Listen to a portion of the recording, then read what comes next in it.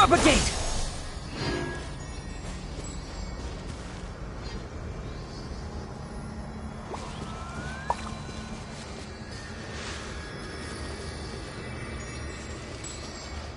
Scatter!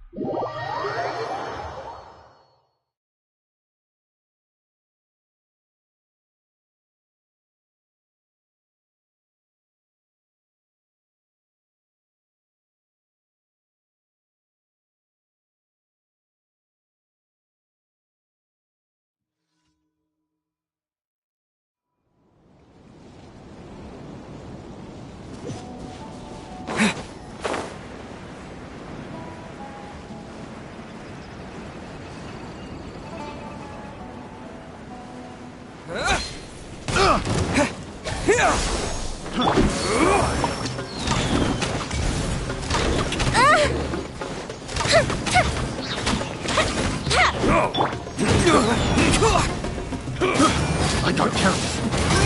Yeah! Bring it on! Off with your little taste!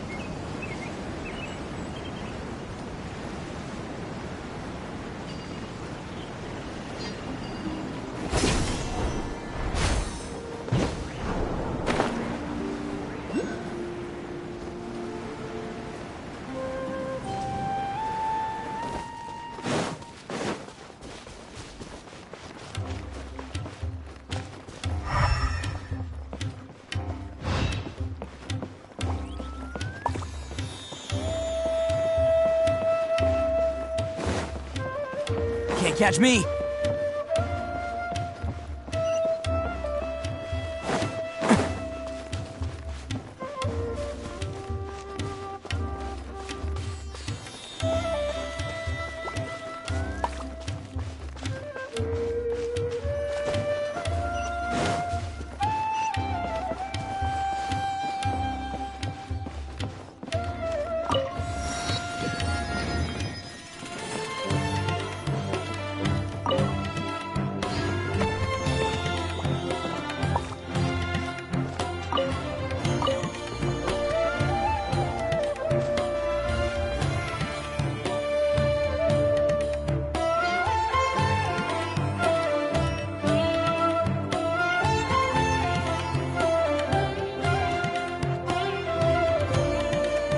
Come and have a good look yourself. Traditional spices of the highest quality, made with pride and experience. You've got a deal. I can't thank you enough for always looking after my business.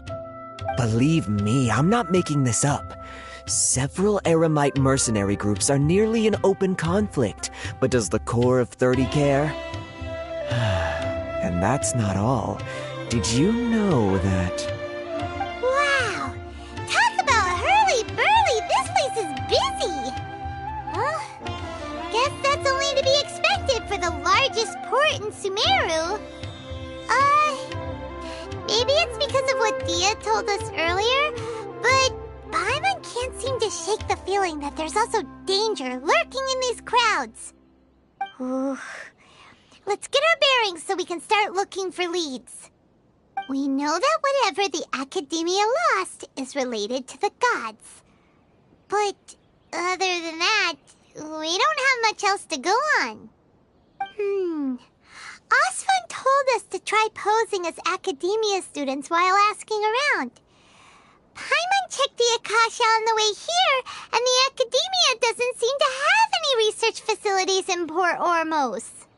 Paimon doesn't get it. Won't we look even more suspicious going around saying we're Academias? Well, given all the people that come through here every day, if there's any information to be found, Paimon bets we could find it in the market.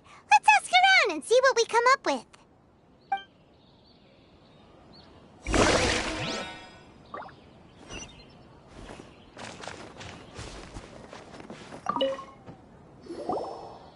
Welcome. Welcome. How can I help you two? Hi there. We would like to ask you a question. Do students from the Academia ever come to Port Ormos? Of course.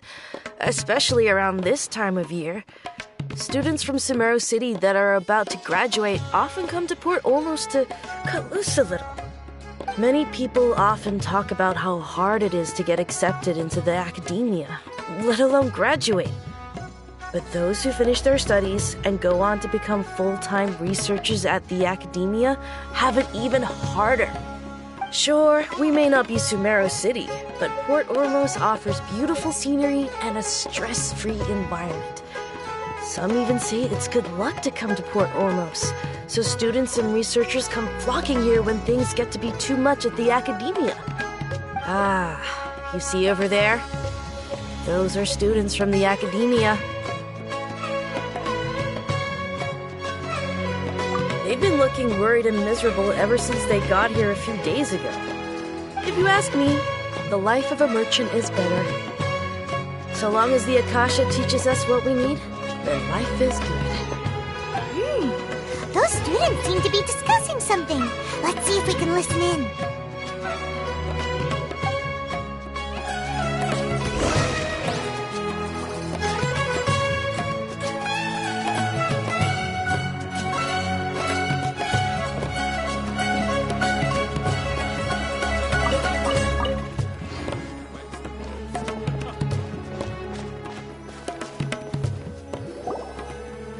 It's no good.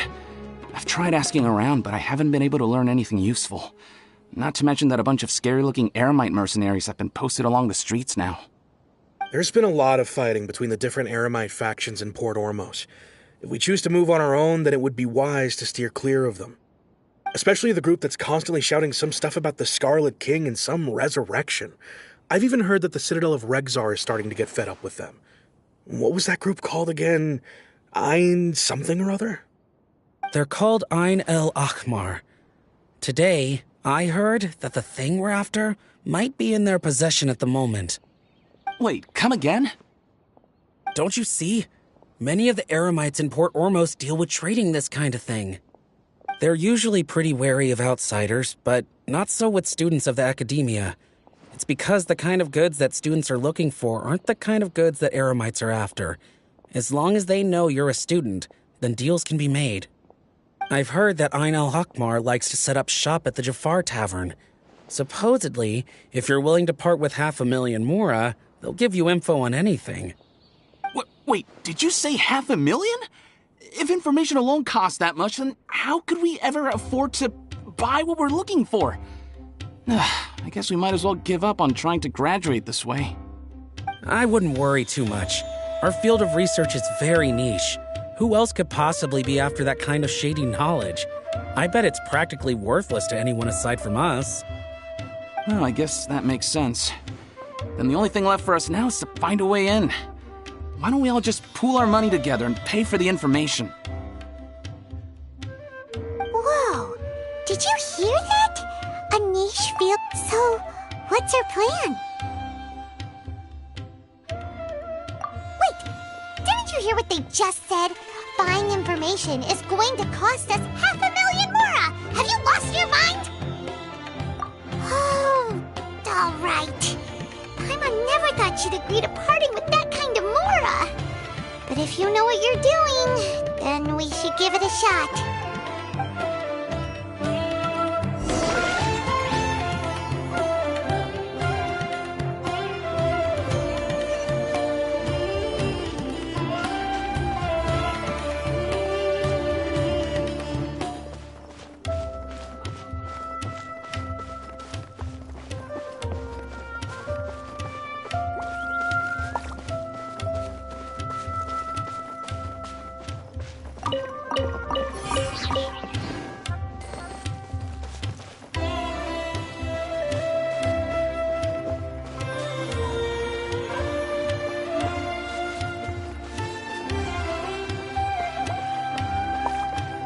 This is the place we heard those students talking about.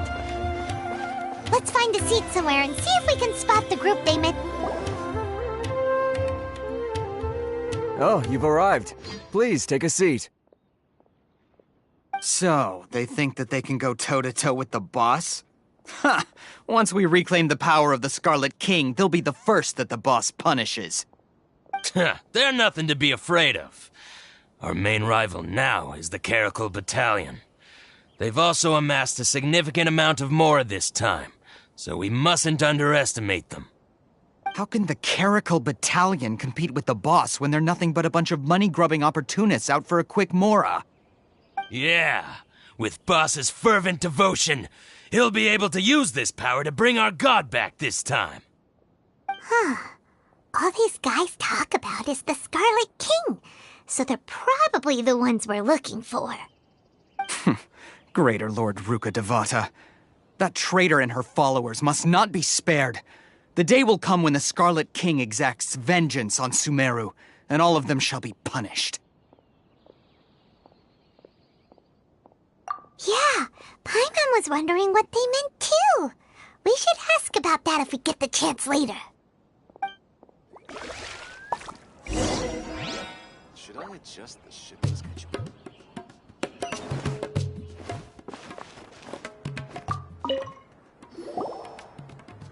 Huh?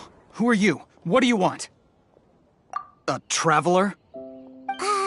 Now's probably not the time to talk about that. Didn't the students say Eremites are wary of outsiders? A student? What's a student from Sumeru City doing in Port Ormos?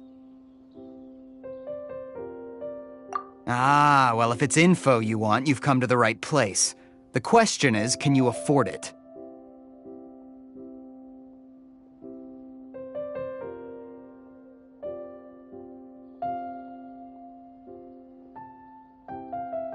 Huh? What is this, some kind of joke? Oh! Sorry! He must have grabbed the wrong amount! Hey, what do you think you're doing? Oh, Paimon can't stand to see so much more go. But there's no other choice right now. Here, this is the merchant's address. Whatever you're looking for, you'll find it there. Well, what are you waiting for? Oh, that's right! We heard you mention the Scarlet King just now. We're actually interested to know more because we're, archaeology students! Fine.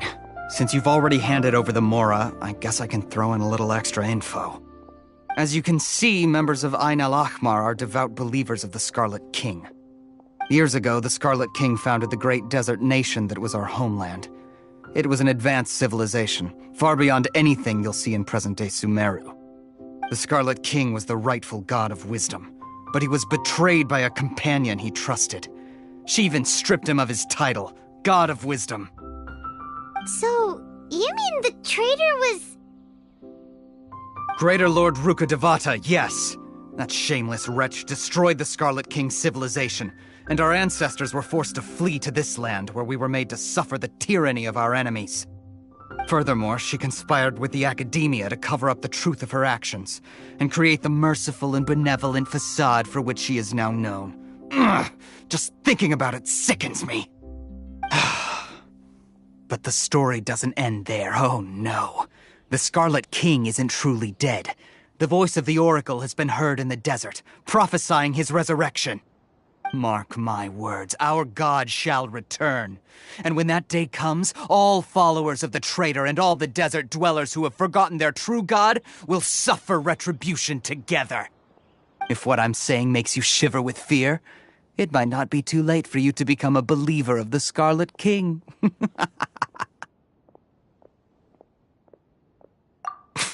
I don't have anything to say to you Academia people about that. I think this conversation has reached its end. Not just yet. This man is a fraud. Huh? You again? Deranged Academia lunatic. Yes, it's me again.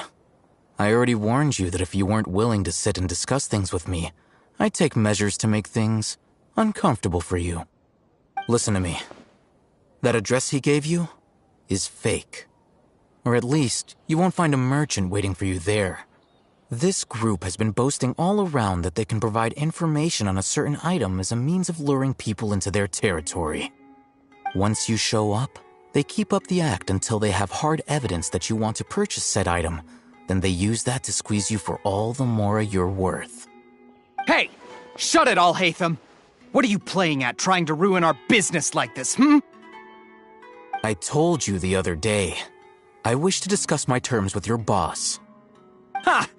The boss made it perfectly clear that he won't negotiate with you.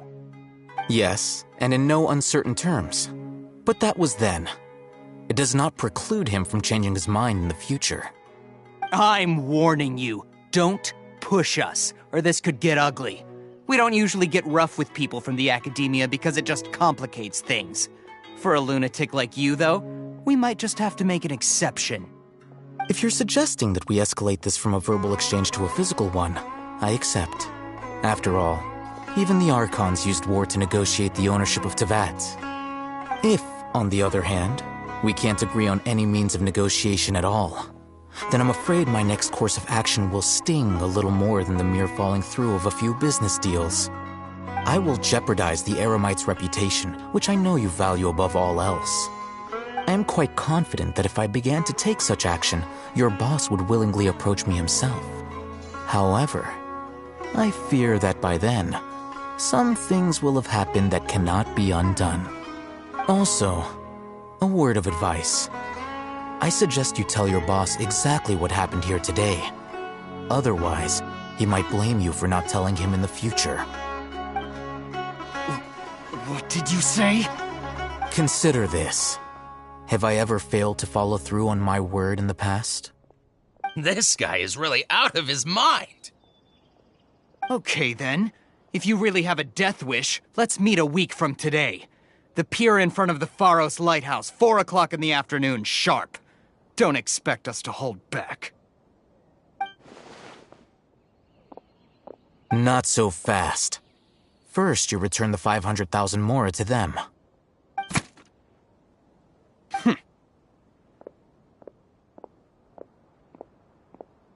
Please, I beg you, don't provoke them. We can't afford any trouble with this crowd. They haven't even paid for their food yet. Ah, Mr. Iman. There appears to be fewer staff in the restaurant recently. This wouldn't happen to be because they're all busy spreading the word to the students, would it? Well...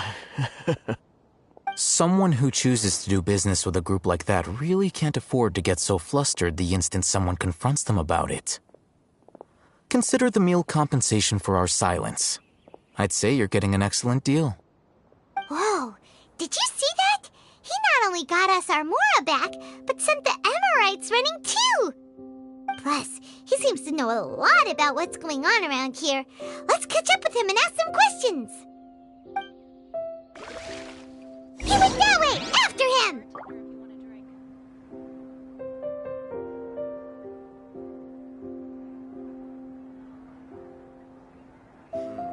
Should I adjust the shipping schedule?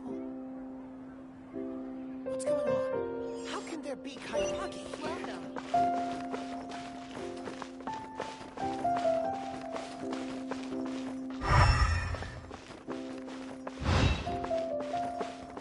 Fresh fruits and veggies, both quantity and quality.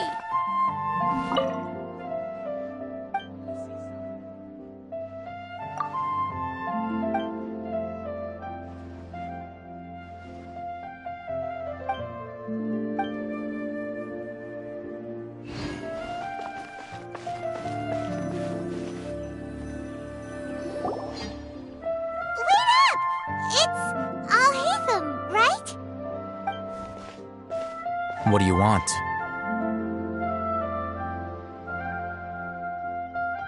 No need for thanks. My goal was to get to them, and you two gave me just the opportunity I needed. We're even. Oh, I advise you to keep your distance from them. Since they weren't able to make off with your Mora in the end, they might harass you again in the future. All right. Goodbye. Hold your horses! We still have something to ask you about! Since you tore through their scam right in front of them, you must know the real story about certain something, no? Who exactly are you two?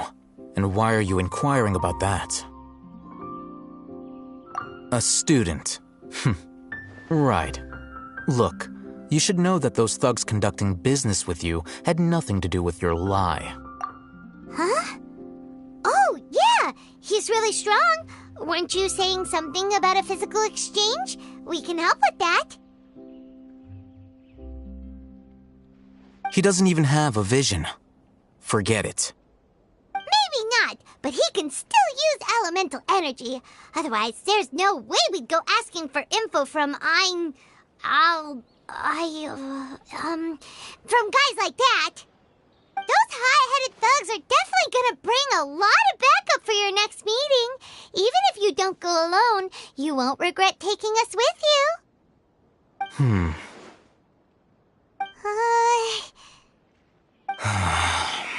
All right, I accept. Got a pen and paper? If you're searching for someone who sells that kind of merchandise, I'll give you one of their addresses, and you can try your luck. We'll reconvene at the appointed time by the pier. It doesn't matter if you show up or not. So, since you were happy to give us this merchant's information, does that mean you can tell us exactly what we're after? You were willing to part with 500,000 mora for something and you didn't even know what it was? Okay. Well, if you truly are as skilled as you claim, then you can beat the answer out of them when they become hostile. Look, if you've been making inquiries, then you have to know something by now. Tell me what you know so far, so I don't waste time repeating information. We know it's connected to the academia somehow, and that not only do the Eremites deal in it, but some students want to get a hold of it too. What else?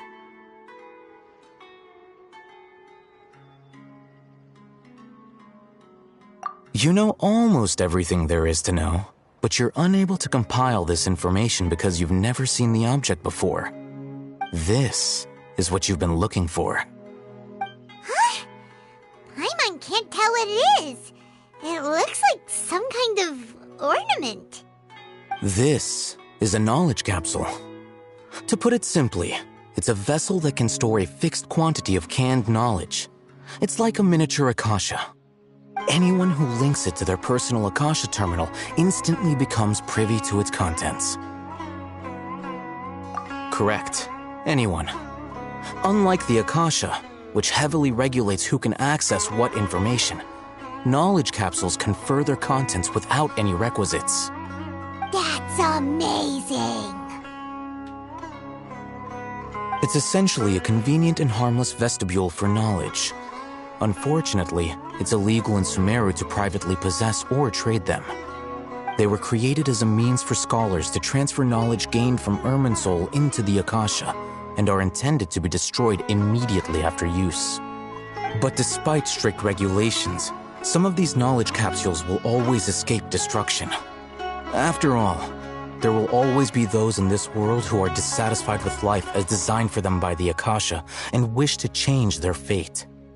Over the past century, a wide variety of canned knowledge has been leaked from the academia. Now, in Port Ormos, the valuable ones are a means to Mora for the Eremites. Meanwhile, those which the Eremites deem to be useless to them occasionally prove useful to the common citizens and hapless academia students. Well, I think that about sums it up. Oh, so that's your true objective. With our current arrangement, I don't believe I can offer an answer. You're still resolved. Fine. Let's talk somewhere with fewer people. Both quantity and quality.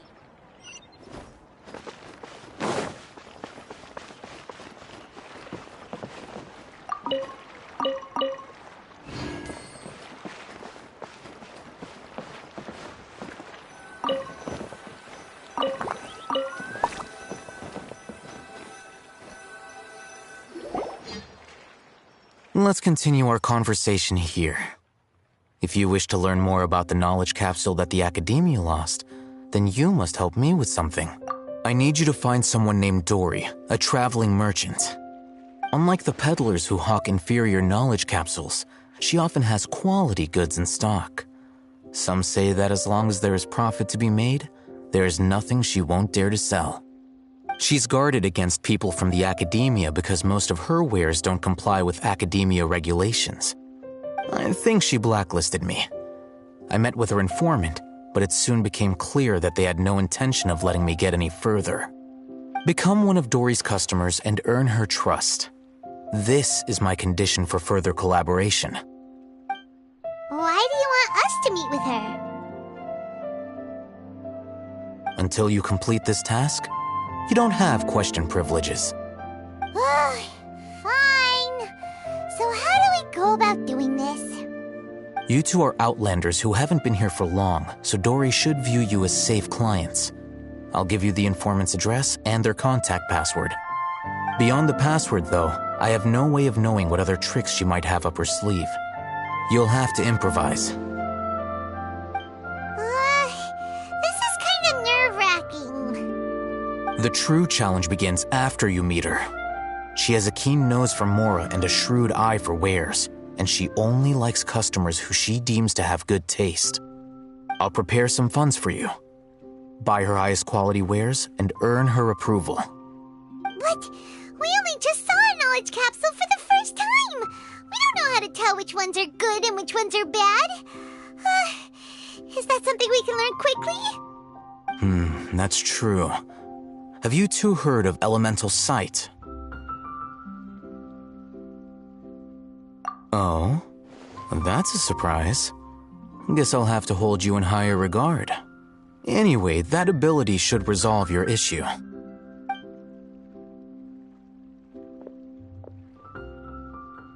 Here are 2 knowledge capsules. Tell me, can you detect any difference in their quality?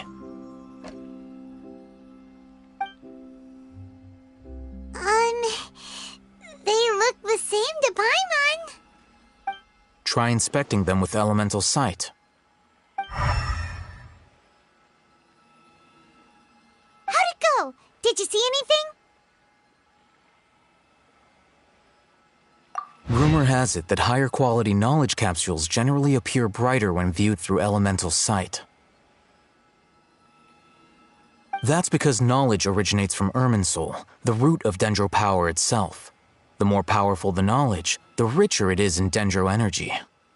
However, some canned knowledge with a high concentration of elemental energy capsules are of little value. Using elemental sight is merely a stopgap measure, but it should suffice for earning Dory's trust. That sounds pretty impressive. Here's a sheet with the informant's location and contact password, and here is the mora for purchasing canned knowledge. Don't be cheap. You'll need to spend to catch Dory's eye. If there's any mora left over, just keep it. Oh, and be sure to exercise some caution. There have been Matra present in Port Ormos lately. Your efforts will be for naught if they catch you. Matra?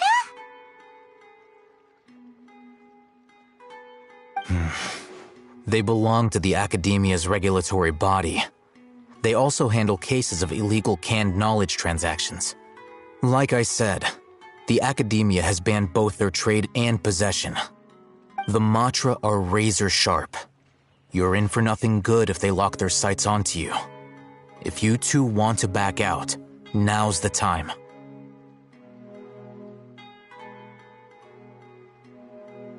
Okay, then we have a deal. If you succeed in your dealings with Dory, come find me at the Wikela Funduk. We'll have an open discussion then. Looking at what Al-Haytham wrote, Dory's informant is a traitor near Old Ormos. Let's follow these instructions and try to get in contact with him.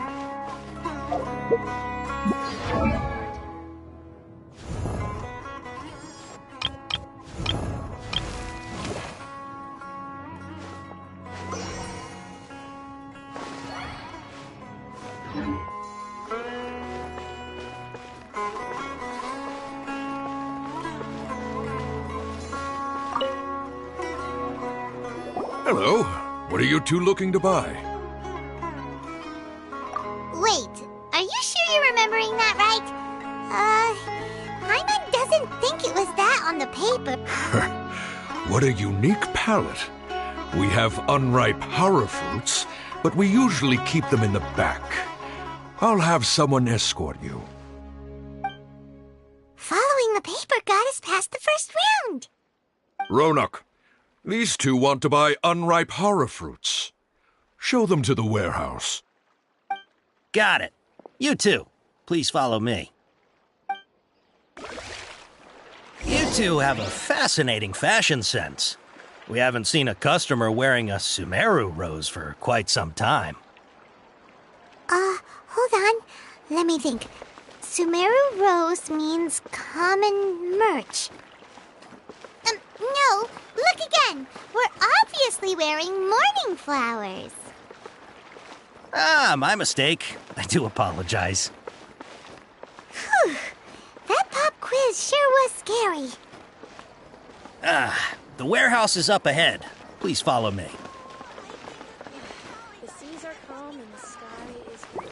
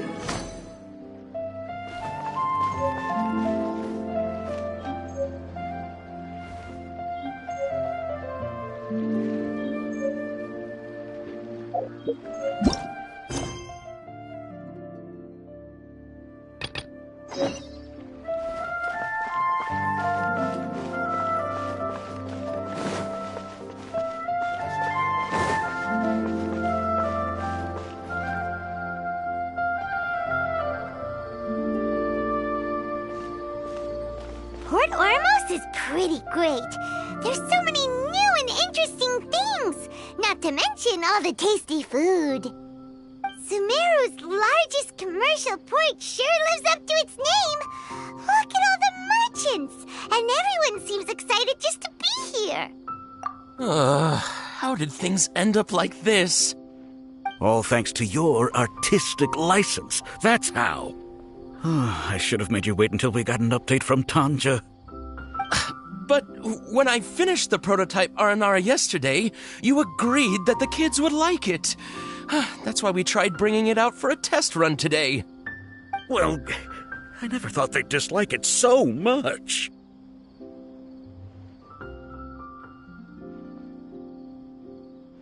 Oh, what should we do? Whoa. Yeah. Compared to everyone else, they seem really down in the dumps. Let's go find out what's going on. Hey there. Paimon's name is Paimon, and he's a traveler who is just passing by. Is there something bothering you? Oh, I noticed you two a moment ago. Welcome to Akara Crafts, the best toy store in Port Ormos. At least for now. What's bothering us is this prototype Aranara. To start with, could I get your opinion on it? Prototype Aranara? You mean this wood carving here? It looks like a mushroom monster to Paimon. Oh, there we have it. The verdict is in. What a headache. Not the first negative feedback we've had. So, what exactly is a prototype Aranara? So for context, Aranara are magical creatures in Sumeru fairy tales that live in the forest. For the store's 20th anniversary, we plan to release a series of hand-carved toys based on the Aranara stories that kids know and love. This is a prototype we made to get an idea of how they would react. But when we put it out there, the reaction was not quite what we'd anticipated. They thought it looked like a mushroom too, huh? No, worse than that, actually. I can't quite describe it, though. And I'm also not very good with kids. Maybe you could ask them for yourselves.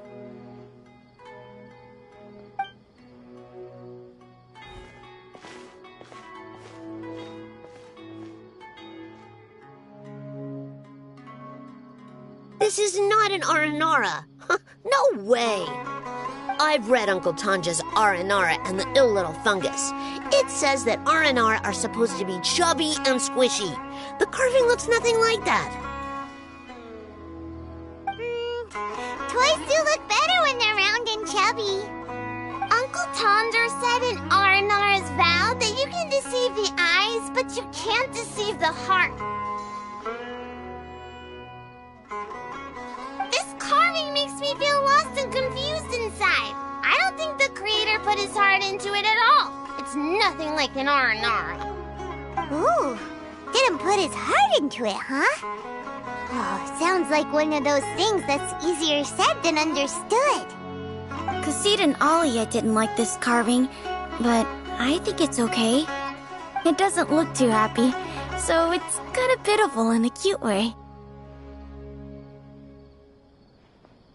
Oh, a positive review! Yeah, so I would totally ask my dad to get it for me, if it wasn't meant to be an Aranara. Oh, well, that took a sudden turn for the worse.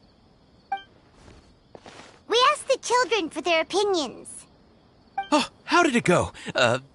Has it maybe, grown on them at all? Oh, this is such a shame. Why isn't Tondra back from Gandharvaville yet? Oh, the kids kept mentioning an Uncle Tanger, too. Who is he exactly?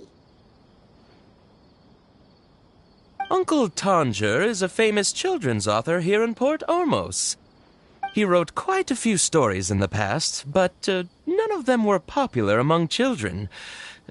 Just like our prototype Aranara. But around a year or so ago, he suddenly had a eureka moment or something, and suddenly the children loved every one of his stories. That's right. My little Ghaffari loves his stories too. The whole reason we decided to make these carvings was because we saw just how popular the Aranara are among children. We asked Tanja for guidance, but right after he agreed, he went off to Gandharvaville with his son to look for inspiration. They haven't returned yet. We were running out of time, so we had no choice but to carve an Aranara based on our own imaginations. As you can see, this was the result. Oh, we have to do something. Hey, since you're the famous traveler, could you do us a favor and look for Tanger in Gandharvaville, he doesn't have to come in person if he's too busy. Just ask him to write down his suggestions and bring his notes back to us, if you could. Please, if only to put a smile on the children's faces. And, of course, you'll be well compensated for doing us the favor. They seem pretty desperate. Let's help them. Yep, let's do it!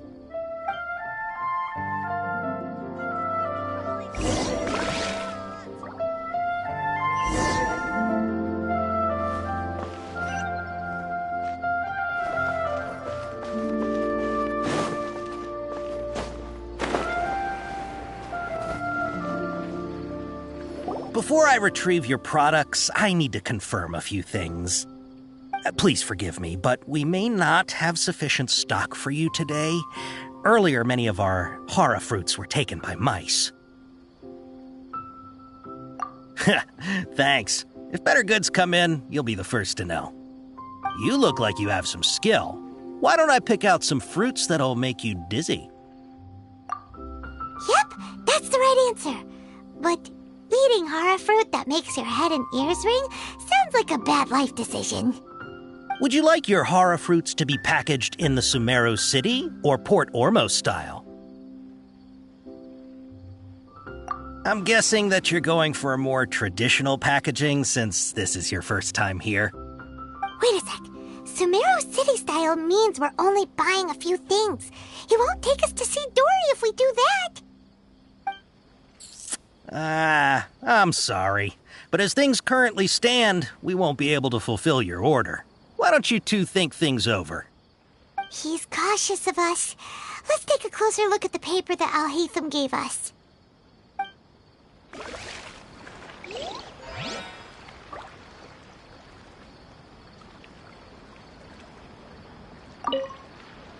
Before I retrieve your products, I need to confirm a few things. Please forgive me, but we may not have sufficient stock for you today. Earlier, many of our hara fruits were taken by mice. Hold on. That's not right. Taken by mice means they sold out. I'm sorry. But as things currently stand, we won't be able to fulfill your order. Why don't you two think things over? He's cautious of us. Let's take a closer look at the paper that Al-Haytham gave us.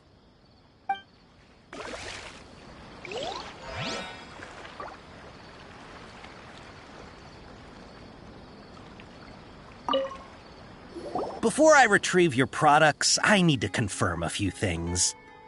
Please forgive me, but we may not have sufficient stock for you today. Earlier, many of our hara fruits were taken by mice. Thanks. If better goods come in, you'll be the first to know. You look like you have some skill. Why don't I pick out some fruits that'll make you dizzy? No, that's not it. The paper said that heat stroke is the answer to erudition. Eating something that causes heat stroke sounds horrible. horrifying. I'm sorry. But as things currently stand, we won't be able to fulfill your order. Why don't you two think things over? He's cautious of us. Let's take a closer look at the paper that Al-Haytham gave us.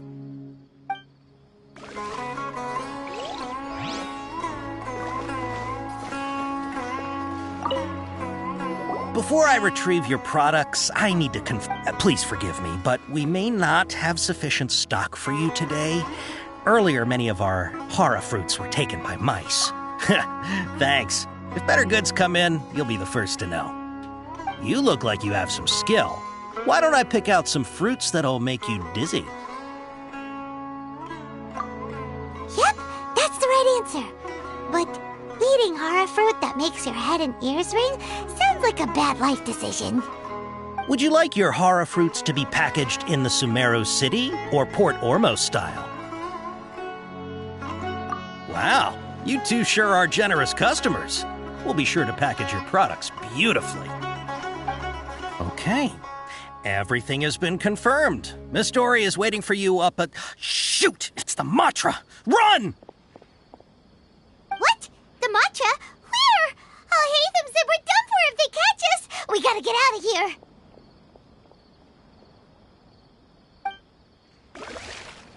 We don't know this area, so let's follow that informant.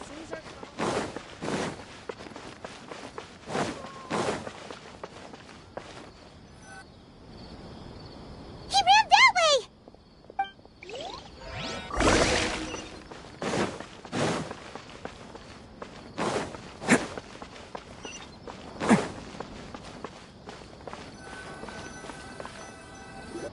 Look, he's over there.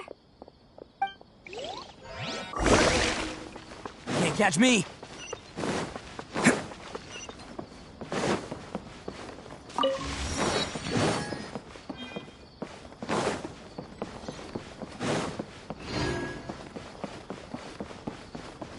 Hey, if you're hiding from the Rishbaland tiger, come this way. Another password. Huh?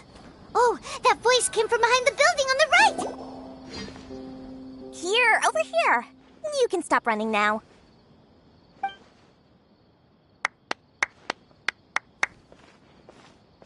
So you were the one who was calling out to us just now.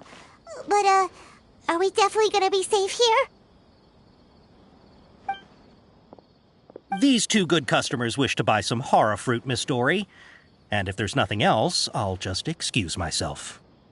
Oh, very good. Thank you. Huh? Wait, you're Dory?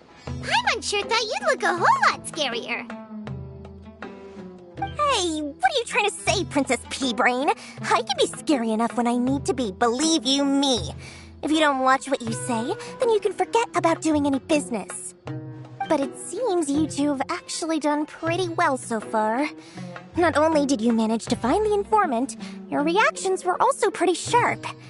You don't really look like criminals or anything, but I bet my Mora that you've been involved in some shady dealings, haven't you? Paimon's not sure if that's supposed to be a compliment, but we'll take it. I can't risk doing business with people who start huffing and puffing after just a few paces, no matter how much Mora they might have. Not only will they get caught by the Matra, but they'll also get us into trouble. As decent folks trying to run an honest business, we don't need any of that. Wouldn't you agree? So that's why I prefer to have customers like you. It's your first time here, but don't worry, I won't ask too many questions. Even if you wish to buy enough knowledge capsules to decorate your house with, please, knock yourself out.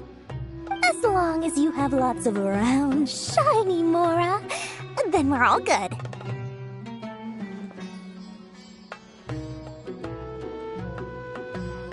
Ah, yes, of course, of course. Go ahead, help yourselves. Voila! Wow, she has a trove of canned knowledge. Whew. She'd probably be in serious trouble if the Matra caught her with all this. What kind of products do you seek, my dear customers? Don't worry, I'm not interested in your reasons for buying. I can, however, offer some suggestions. Take this one, for example.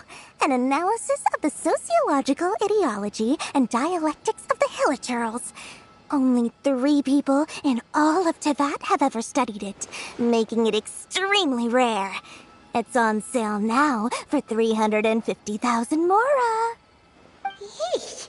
Who would want to be an expert in that topic?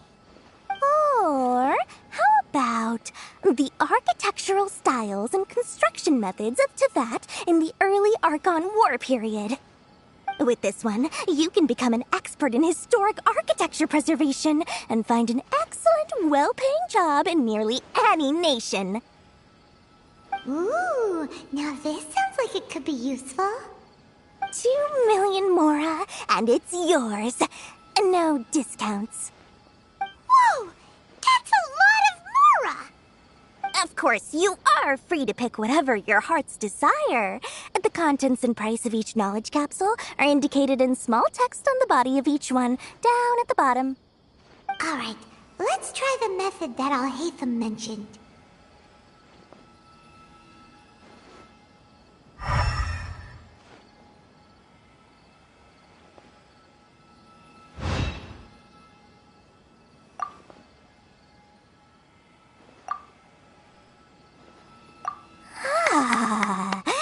You've really got a good head on your shoulders, and quite the eye for quality. We'll take these, please and thank you. My oh my, you are blessed with a taste for both the exquisite and the extravagant. Customers like you are a rare breed. 1 in 100. No, 1 in 1,000 even. Listen, I have a special offer for you two. If you spend just 100,000 more, you can pick any knowledge capsule of your choice up to a value of 1 million mora. Say what now? Hey, did you hear that? Spend another 100K and we get a capsule worth a whole million! But all the canned knowledge we just bought is easily worth 500,000 mora. If we spend just a little more, we can get something worth 1 million mora. Isn't that a fantastic deal? Think about it. We've gone to all this trouble to get this canned knowledge. And so far, everything we bought belongs to Al-Haytham. Aren't you even the least bit curious about how this whole canned knowledge thing works? We're talking instant knowledge here. Don't you want to try it yourself?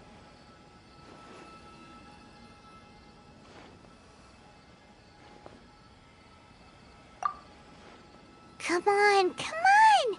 We still have around 100,000 of Al-Haytham's mora left, so let's put it to good use by finding something useful for you. Ahem, you've got a deal, Dory! We'd like to spend an extra 100,000 mora. Excellent! Then please, select from this fine collection of canned knowledge over here. Hold on a second. Paimon thought we could choose whatever we wanted. Why can't we choose the ones from over there? Oh, but my dear customer, the knowledge capsules over here are worth 1 million mora each. I'm sure discerning customers like yourselves will be able to find something to your liking. Please, take your time. Uh-oh, Paimon has a bad feeling about this. Let's use Elemental Sight again to check these.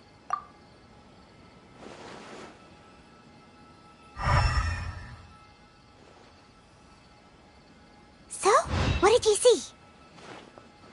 So, they're all worth about the same amount? Well, anyway, the mora's already been spent, so let's at least try to find something useful. Let Paimon take a look here. An introduction to traditional Sumeru brewing techniques, the art of growing spices, an overview of ancient runes. Oh! How about this one? Sword Fighting Techniques 8! Not sure we'd ever find volumes 1 through 7, but at least this knowledge should be useful, right? Let's go with this one.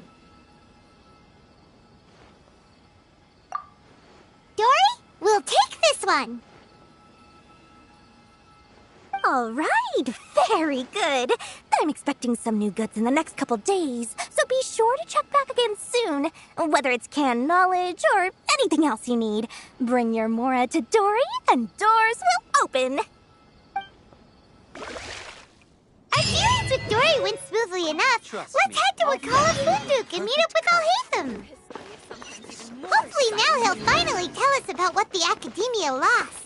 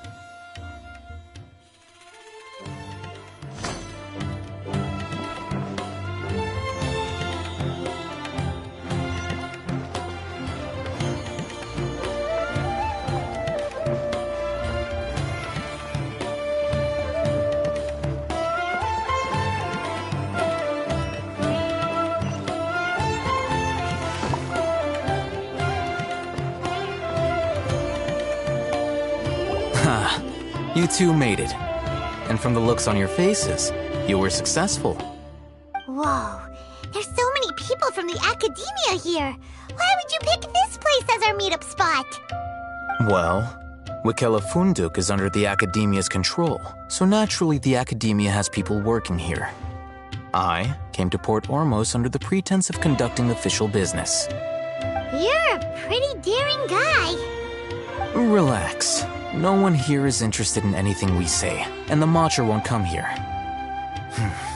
Okay now, tell me how your encounter with Dory went. Okay, we did what you asked. So, can you tell us about the knowledge capsule that the Academia lost now? Before that, I have to ask. Why are you two so intent on tracking it down? You don't have to answer, of course. Yeah, he just wants to meet the God of Wisdom and ask her about something important.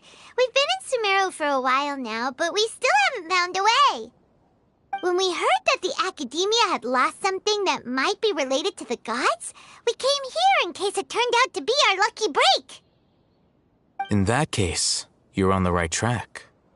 A short while ago, the Academia lost a knowledge capsule in the desert. It's supposedly a divine knowledge capsule. Use it, and you'll gain the wisdom of the gods. Wow, there's really such a thing as that? Hey, if we find it, do you think we could learn how to meet the Dendro Archon? Ooh, or how to find your sister? I highly doubt it has any mystical properties, but it does indeed exist. And it's right here, in Port Ormos. So, where exactly? That's what we need to find out next. I won't deny that. I am investigating because I'm curious as to what the divine knowledge capsule truly is. As you know, the Eremites in Port Ormos also have their eyes on it. It is an extremely precious item. The knowledge contained within may bring great power or wealth to whoever has it in their possession. Several brigades have been vying for ownership of it as of late, but there is still no victor. My personal finances and connections cannot compete with those of the Eremites. After attempting various methods, I finally managed to reach a tentative agreement with several brigades. I agreed to forego ownership of the divine knowledge capsule in exchange for the opportunity to study it. After all, there's no harm in understanding what it is.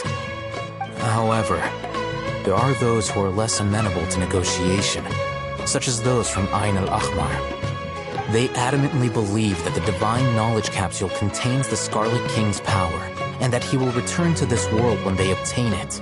They refuse to let anyone from the Academia tarnish their deity's soul. So you kept hounding them because they refused to cooperate with you? Yes. Ain al-Ahmar isn't exactly wealthy, but its members are determined to get that capsule by any means necessary. To that end, they've resorted to many methods more foul than fair in order to amass sufficient funds.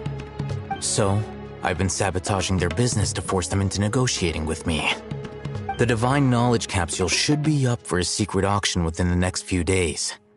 Each brigade will place their own bid, and the prize will be covertly given to the winner. To ensure the capsule's security and to evade the Matra's notice, the winning brigade will not publicly disclose their victory. Unless I know whose hands the Divine Knowledge Capsule ends up in, my agreements with them will fall through. Dory is the most reliable source of information, but that avenue was previously closed to me. With you on board now, the situation is different. In other words, you wanted us to befriend Dory so you could find out where the Divine Knowledge Capsule is. Yes, you can say that. But this arrangement harms none of us.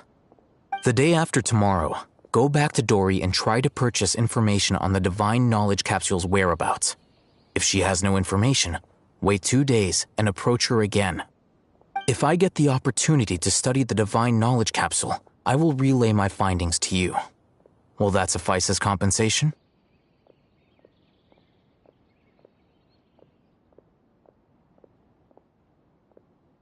Okay, then we'll meet up in 2 days. Haytham, before you go, we actually bought a knowledge capsule for ourselves, but we're not sure how to use it. You two want to try using a knowledge capsule? Sure, I can teach you. Doing so right under the Academia's nose is a bit problematic, though. What do you say we head to the outskirts of town?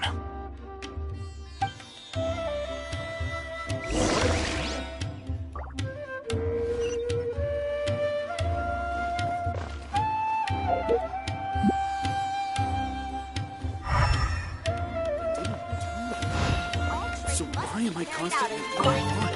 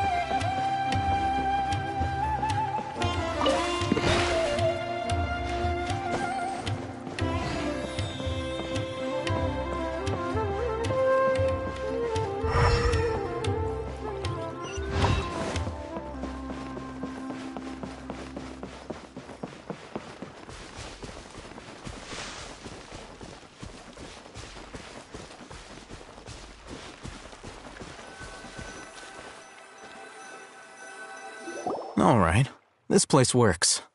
Show me the capsule you purchased. Here.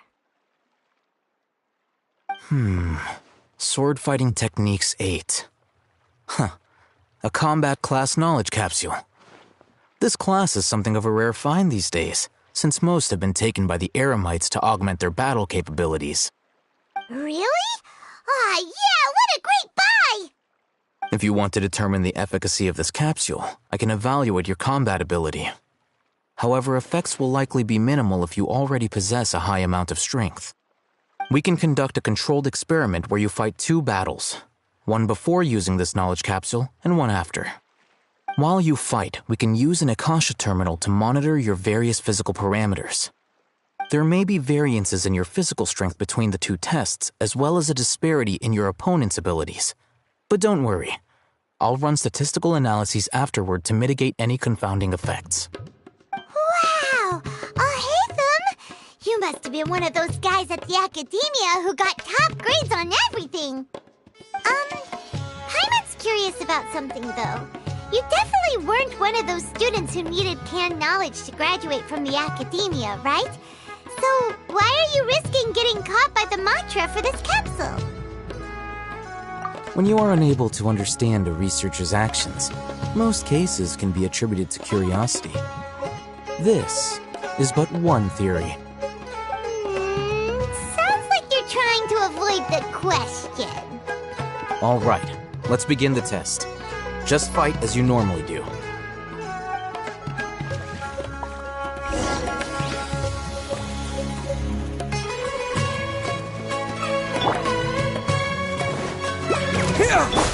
The fuse is lit!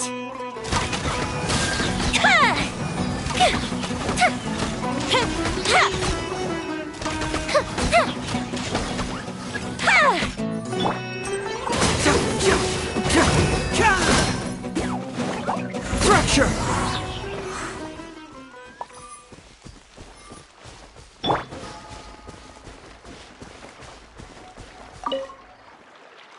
All right.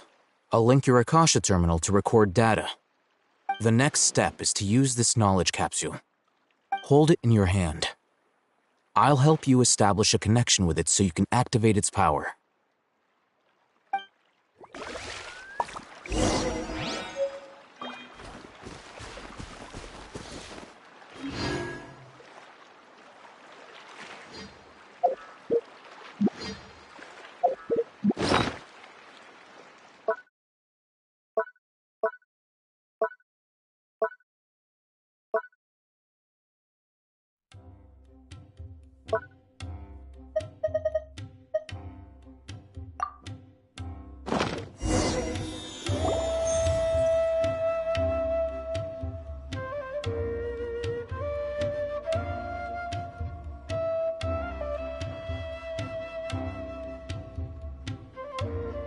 Hey, how are you feeling? You mean that it worked? All right. Time for round 2. Fight with the same composure as before.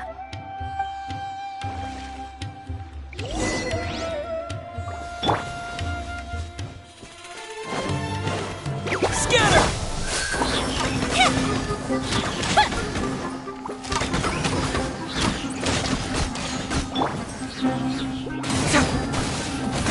Yeah!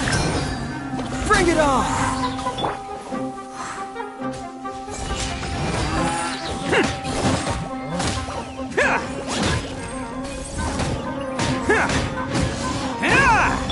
Propagate!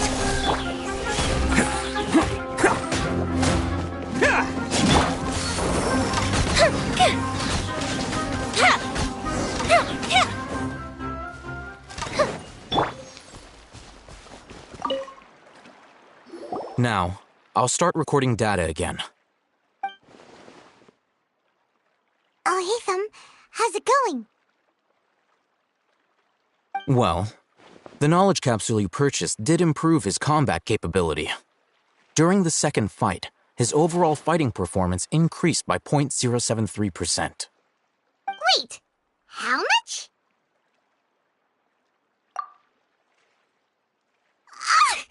Dory's such a jerk! She totally scammed us! 1 million mora?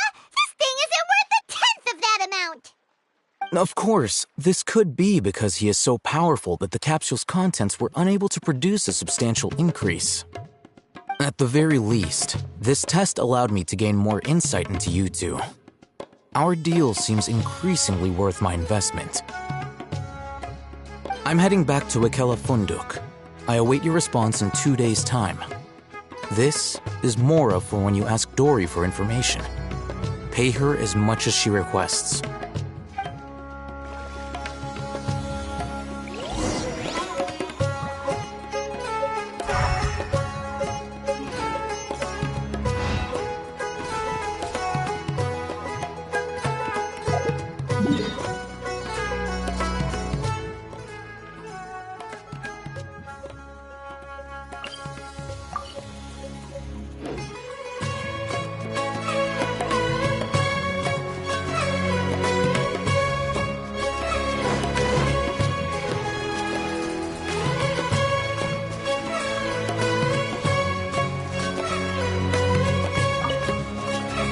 catch me!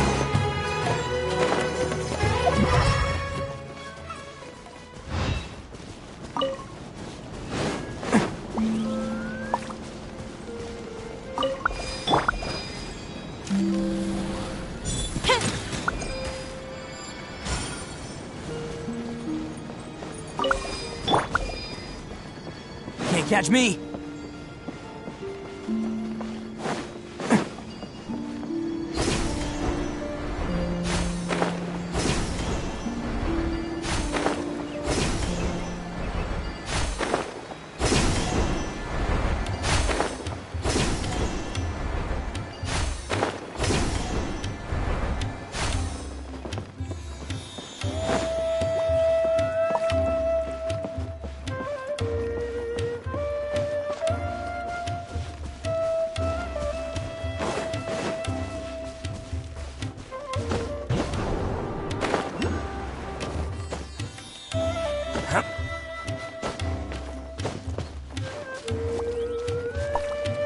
Can't catch me!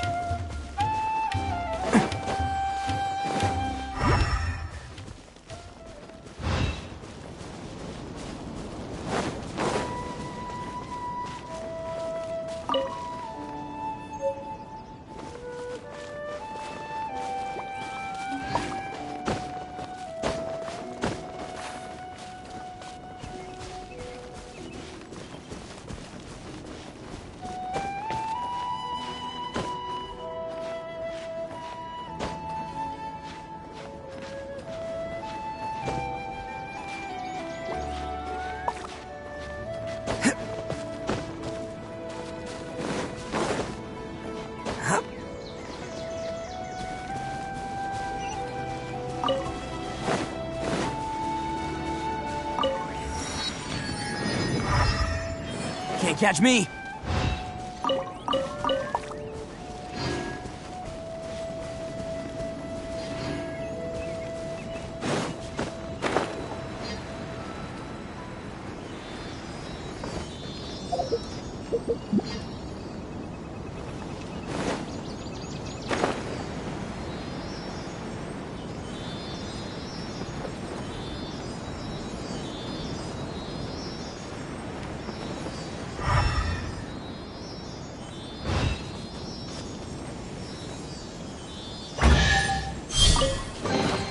Hello, free money. Goodbye, working for a living.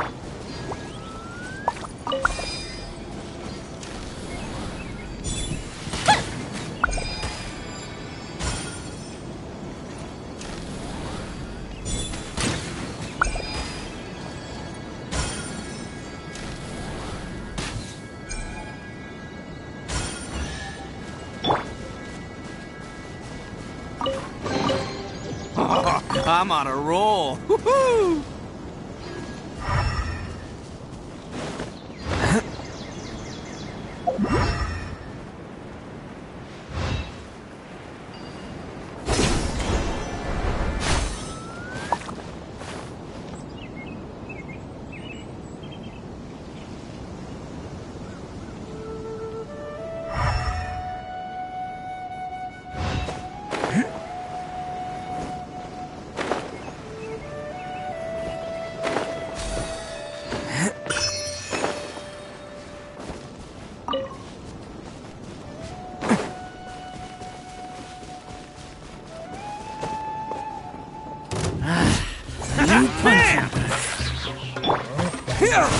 Time for a light show!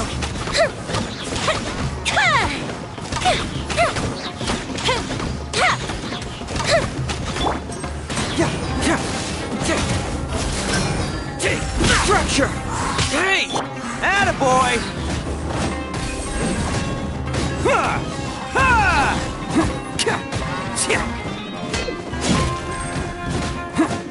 Need more.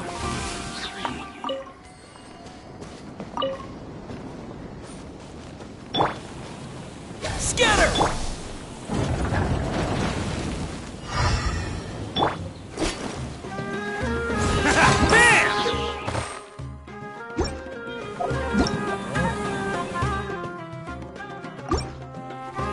Where do you think you're going? The fuse is lit!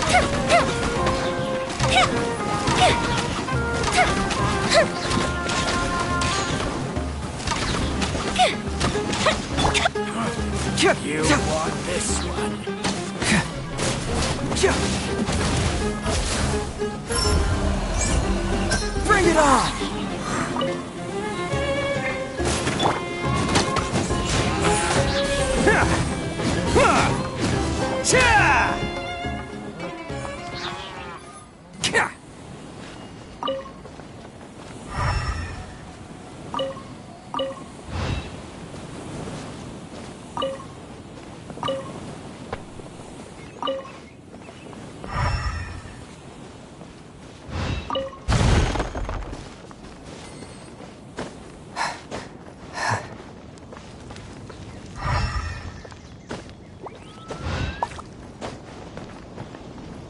That's close enough. To apply. Propagate!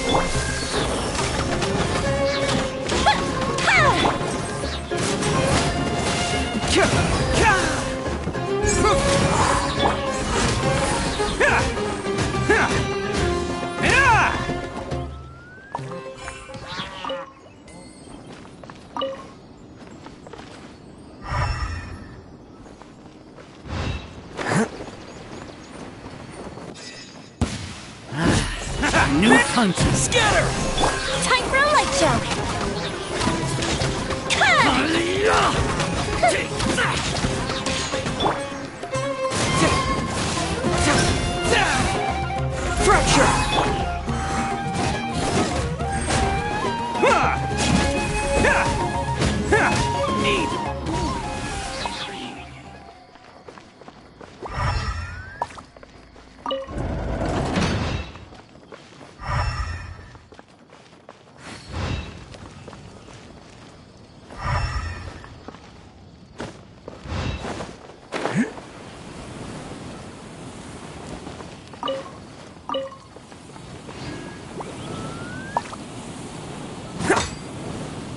Let's roll!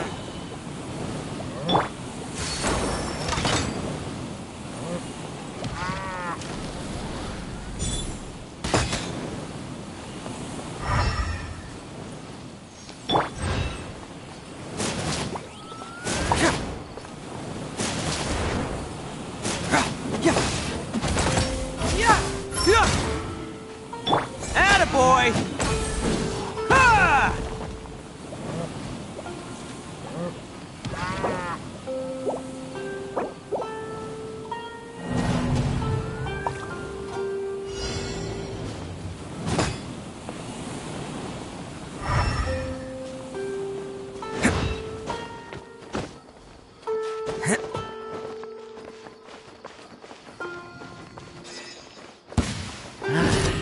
New punches. Propagate! The fuse is lit.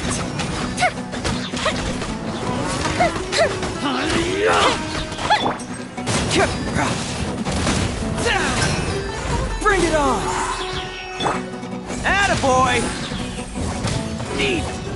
Yeah!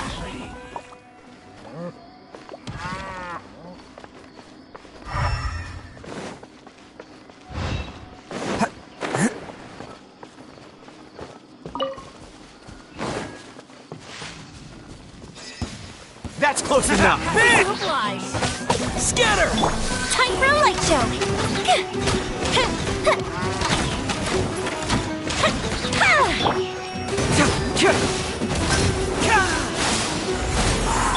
Attaboy!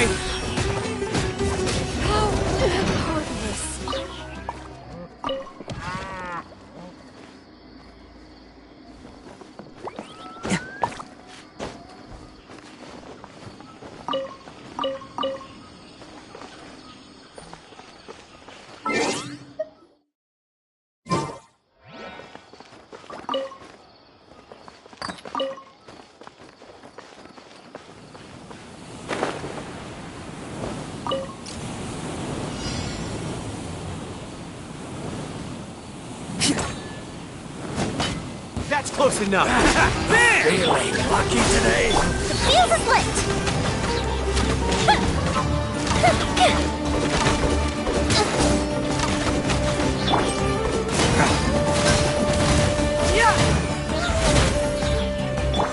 Attaboy!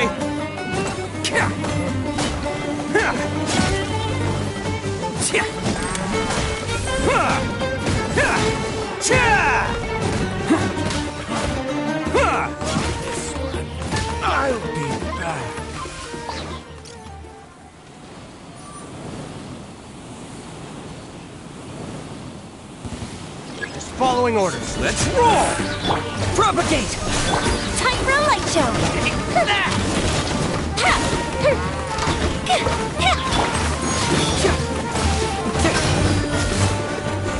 Hurts! Attaboy! Who wants some of this?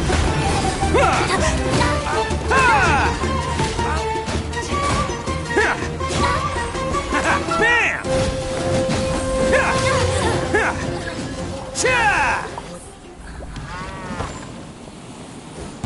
You are not welcome. Let's roll! Fire hazard!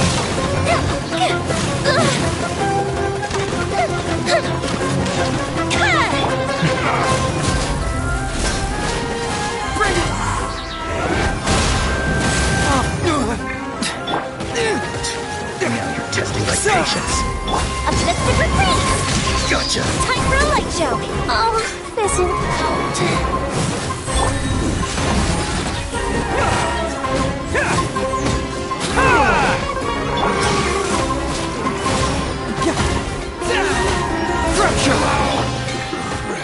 Let's go! Well, again.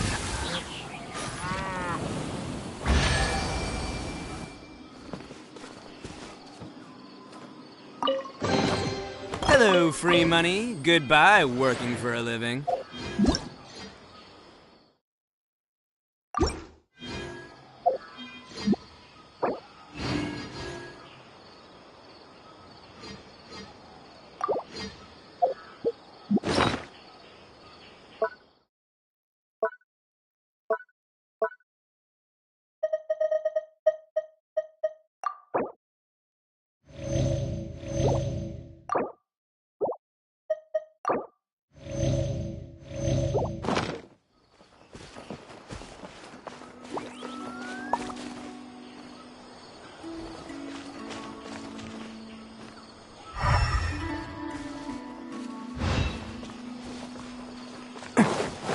You are not welcome here. Scatter! The fuse is lit!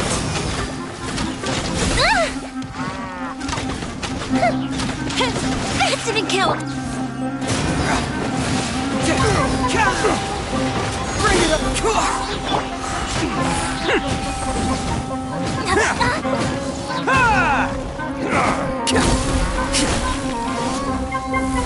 I'm getting sick of this.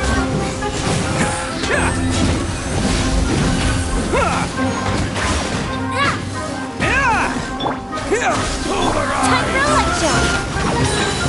Gotta watch it. Burned too brightly.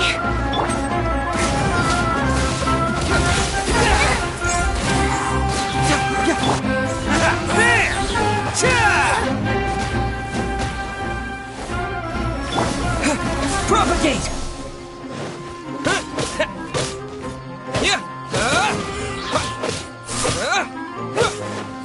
Scatter!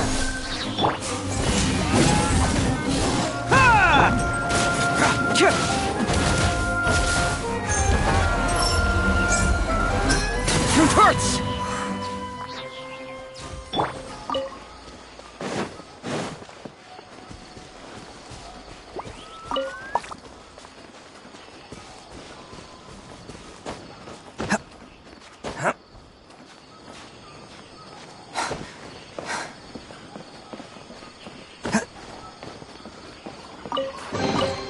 Hello, free money. Goodbye, working for a living.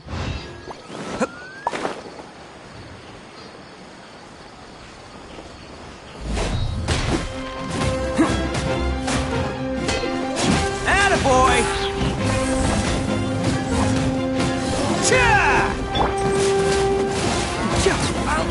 Take my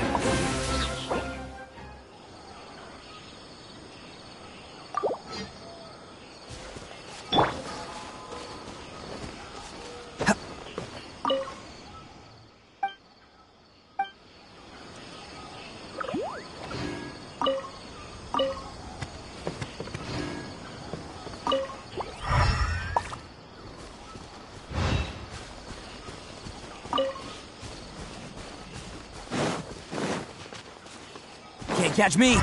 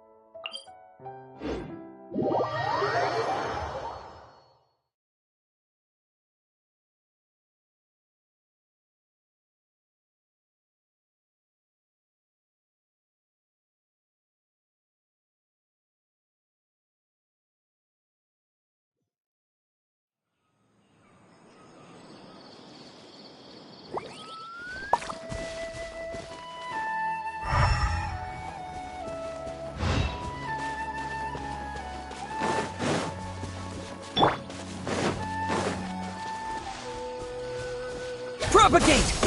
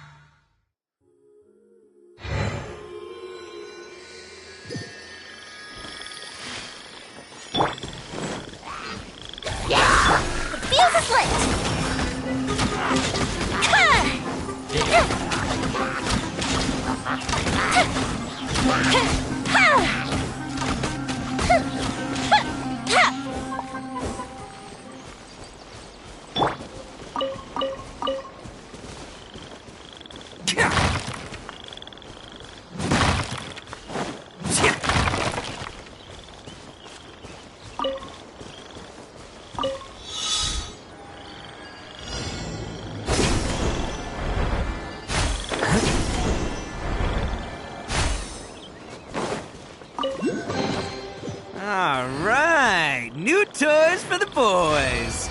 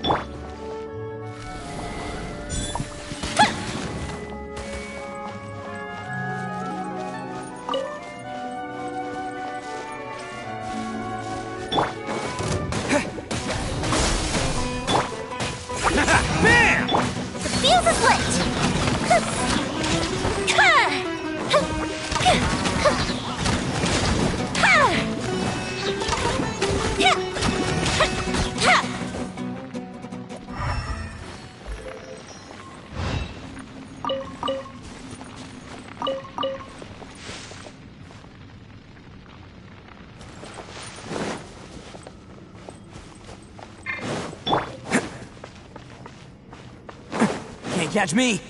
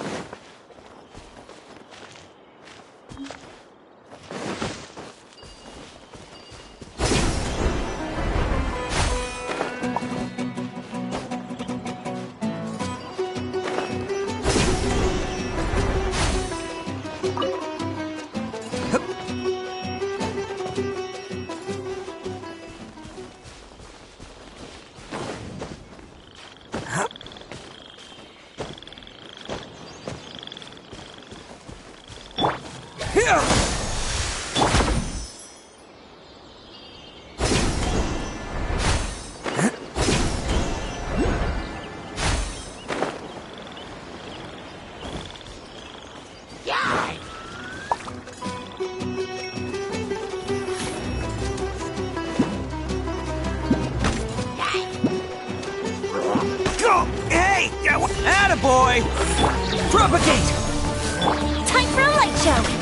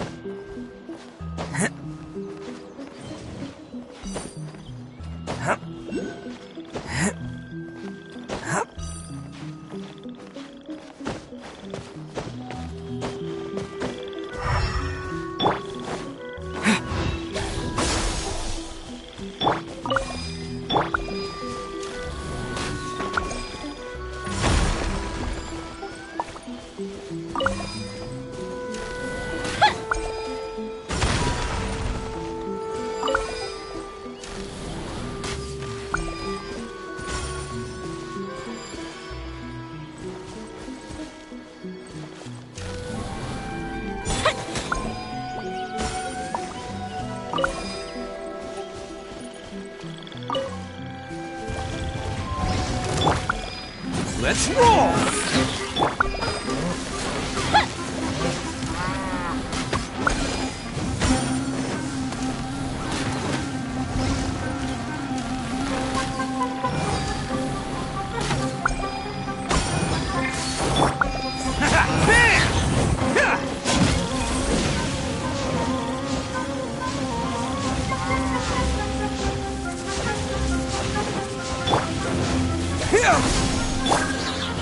Let's roll!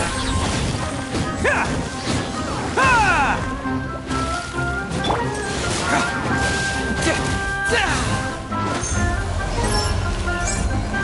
Fracture!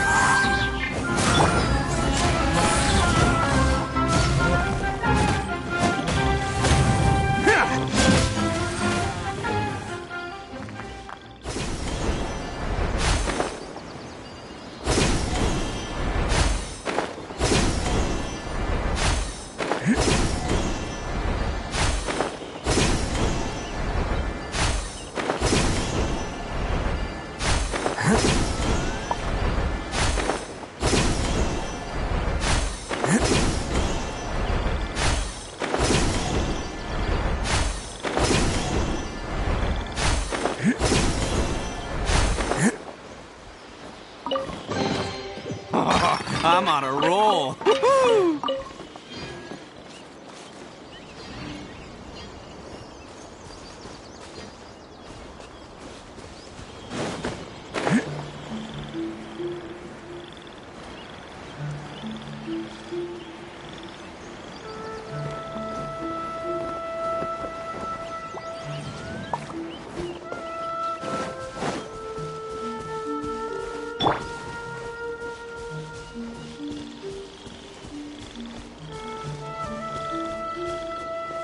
Propagate! The fuse is lit!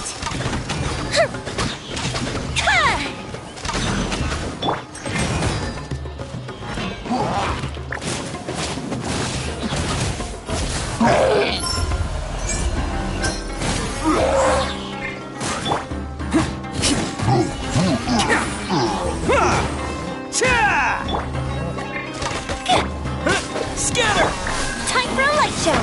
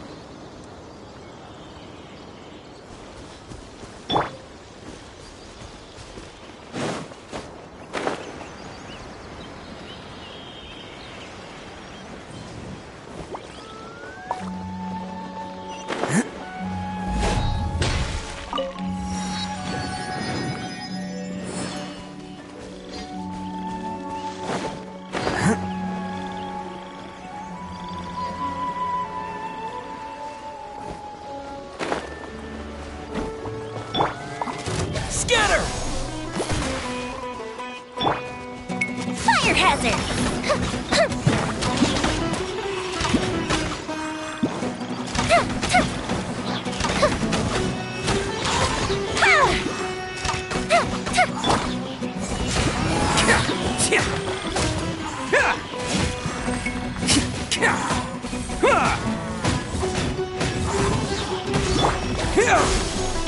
fuse is lit!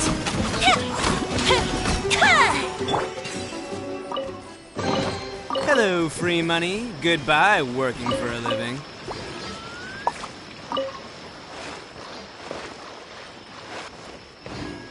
Attaboy!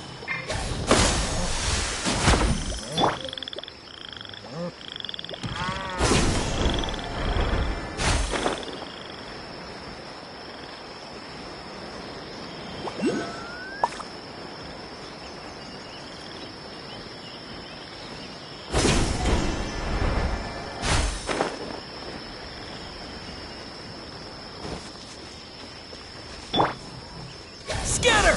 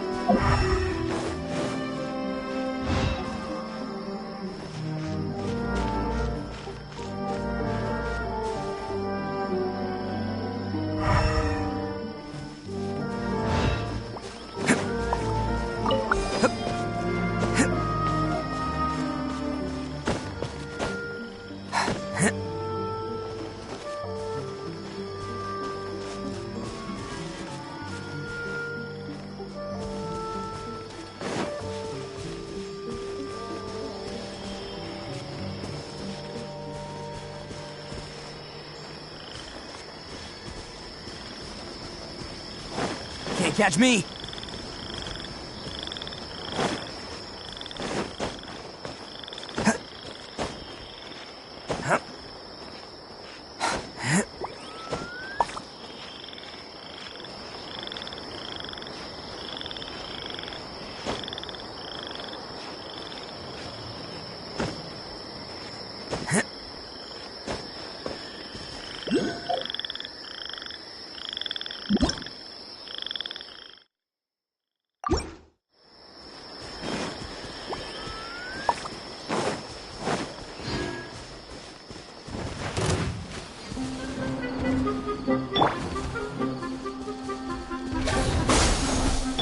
Time for a light show!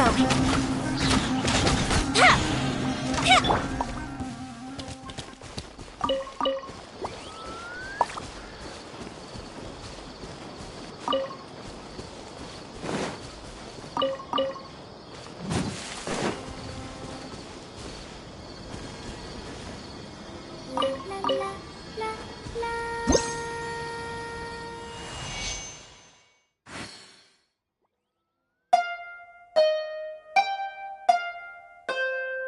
Ha!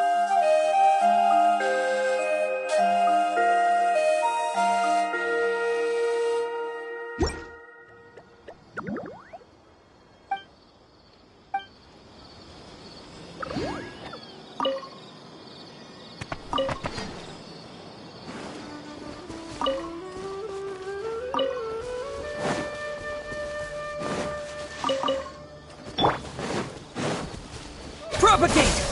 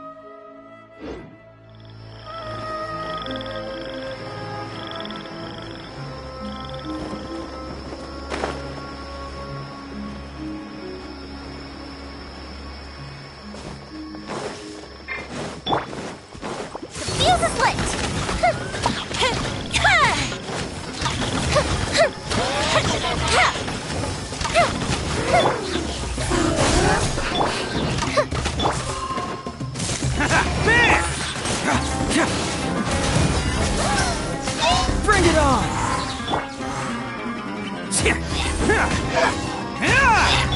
Scatter! Fire hazard!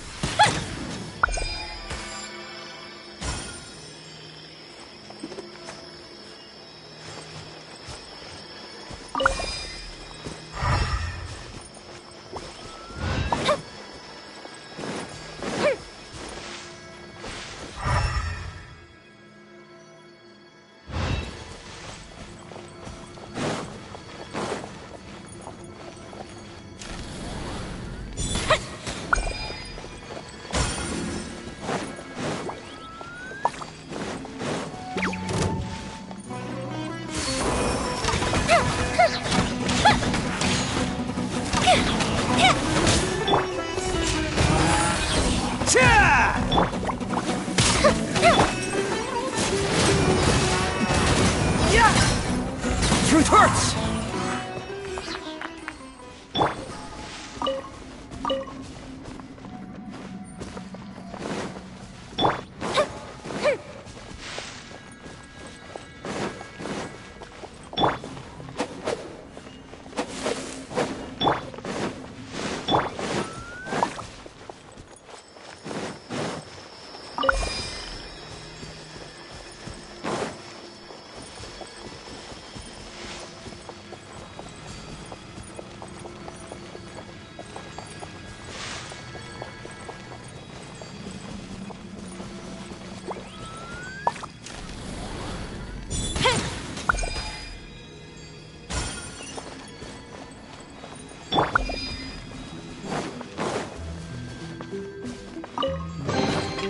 All right, new toys for the boys.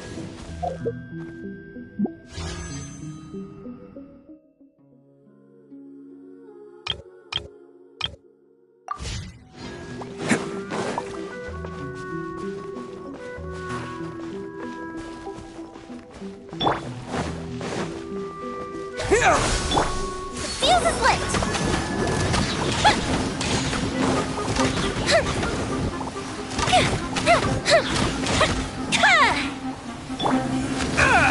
Okay, that one hurt.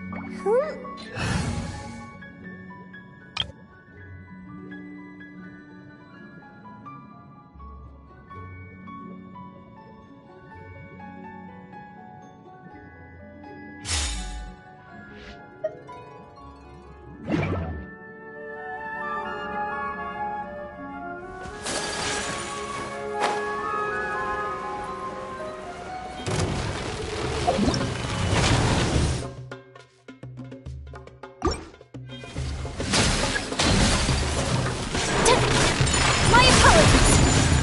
Yeah, yeah, ha, yeah.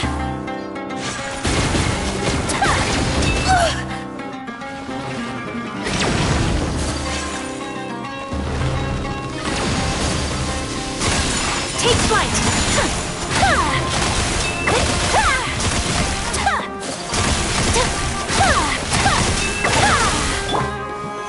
Solidify! Let the show begin.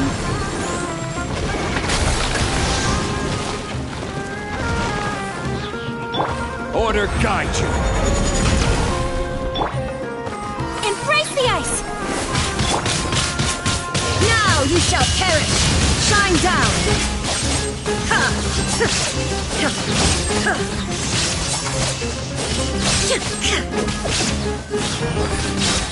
Let's dance. Hi. Stabilized. Huh. Hi. Hi. Huh. Huh. Huh. Huh. Yeah. Hi. Yeah. Yeah. Whirling snow.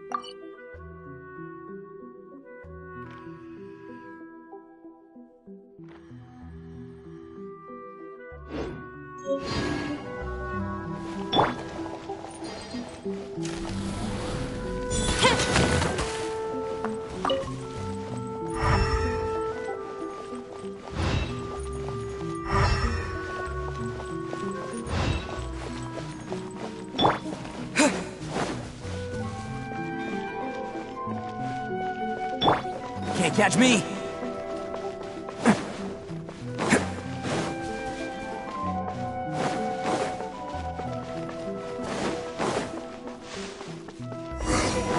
Let's see Dory today and ask her about where the Divine Knowledge Capsule is.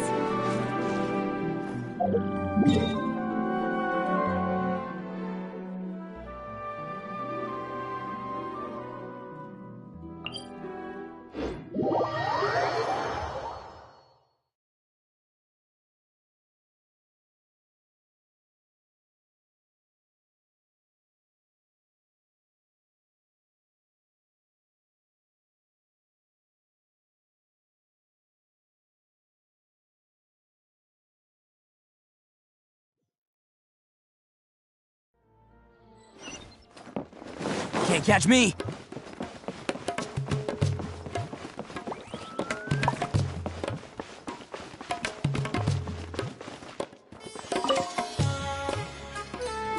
Here, over here! Oh, welcome back, my loyal patrons. What can I do for you this time? You name it. Canned knowledge, supplies, or anything else you need. I'll find a way to get it. Where there's a waterfall of Mora, there's a way. Can you really get us anything we want? Anything at all? Aha! So it appears that canned knowledge alone is no longer sufficient for your opulent appetite. Then please, oblige me. Tell me what you have in mind. Oh!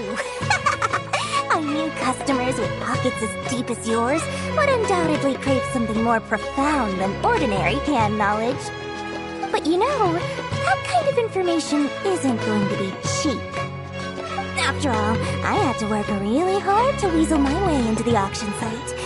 Not to mention that if anyone found out that I was the leaker, I would be in big, big trouble. But how can we be sure your information is accurate? Paimon's curious how you just happen to have this kind of info the moment we need it.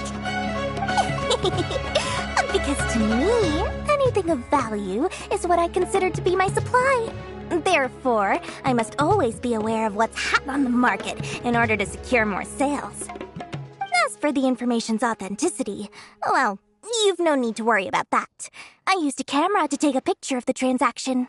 That way, no one can dispute it.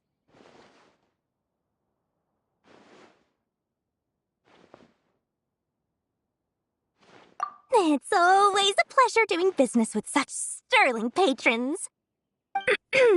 Now that you've paid in full, here's the scoop. The Divine Knowledge Capsule was purchased yesterday by a certain Misery, the leader of Ain el Ahmar. Ain el Ahmar? You mean the Eremites who worship the Scarlet King? Ah, so you're already familiar with them. The group has done everything in their power to obtain the Divine Knowledge Capsule. After all, they believe it contains the power of the Scarlet King. That Divine Knowledge Capsule is unlike any other canned knowledge I've seen before. It was glowing bright red. The capsule is clearly visible in the picture I took. You can look for yourself. Thanks for the info, Dory. Please, it's my pleasure. It's all thanks to discerning customers such as yourselves that my efforts yesterday were not in vain. Please, don't hesitate to contact me if you ever need anything else in the future. Mora for Dory opens doors. Well, we figured out where the Divine Knowledge Capsule is. Turns out, it ended up in the hands of Ain el Ahmar. Let's head back and talk to Al-Haytham.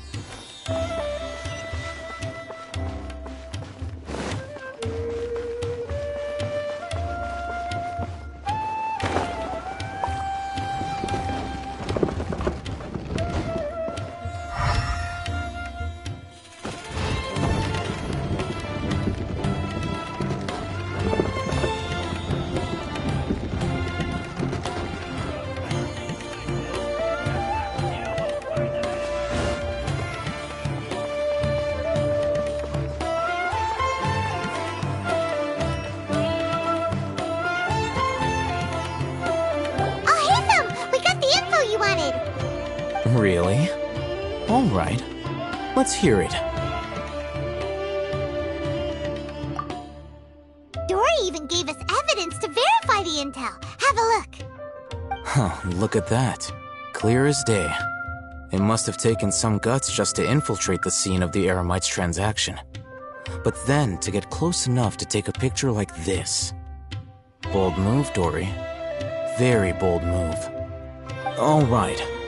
The person in this picture is indeed Misery, the leader of Ain al-Ahmar. And the glowing red capsule he's holding appears to be the Divine Knowledge capsule. In which case, if we play our cards right, when we confront them next week, we should be able to force them to show their hand. At first, Paimon didn't get why you were provoking these Ain el-Ahmar guys. But now, it sort of makes sense. Everything's playing right into your hands. After we defeat them, we can finally have a serious talk with their boss and get them to lend us the Divine Knowledge capsule. Thank you for your time and efforts. Take a few days off while I make some preparations. Let's meet up again on the afternoon of the arranged date, 3 o'clock sharp. See you then.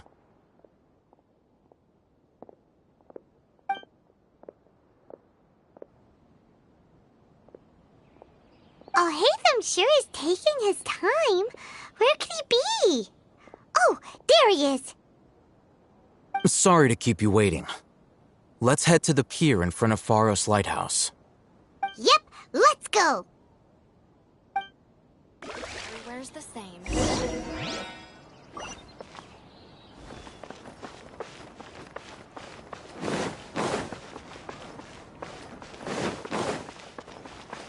These cursed scholars have ruined all of my precious ancient books.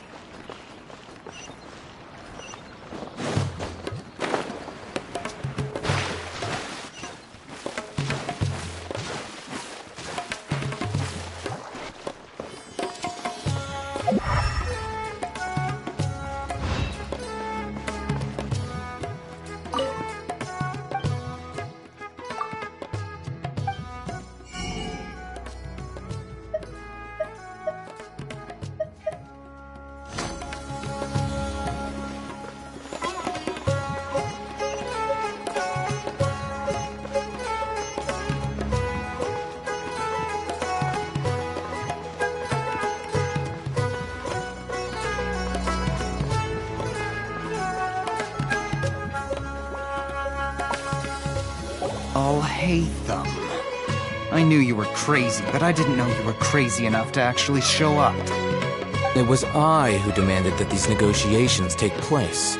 I was more worried that you might go back on your promise. But to your credit, it appears that you're sticking to your word. This is turning into quite an occasion. I also brought some backup. I assume you don't mind. Backup? Aren't you the brat from the restaurant the other day? You've come to support this lunatic because he helped you out? Fine, your funeral. I'm not going to mince my words. Once we're done with you, you'll be nothing more than fish food. Get 'em, boys!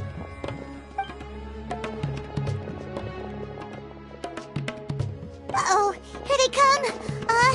Good luck, you two.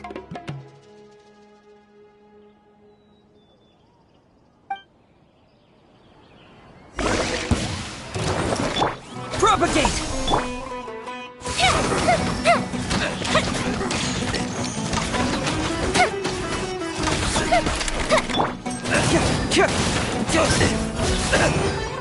Bring it on! Attaboy!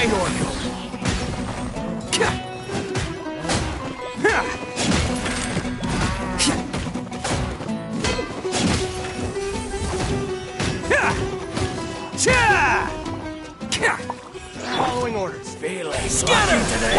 Time for a light show.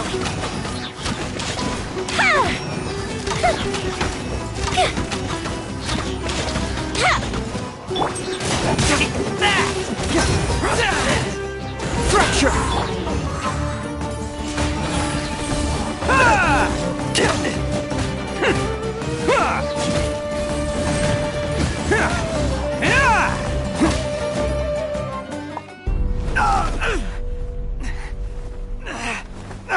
Academia scum!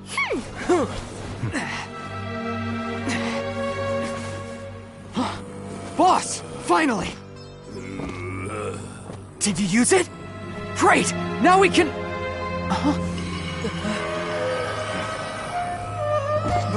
Boss? Boss!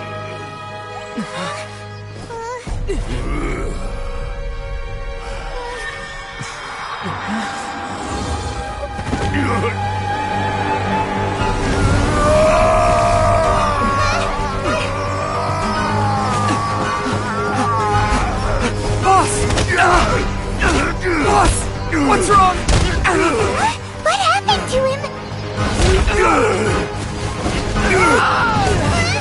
We have to cut his Akasha connection, now.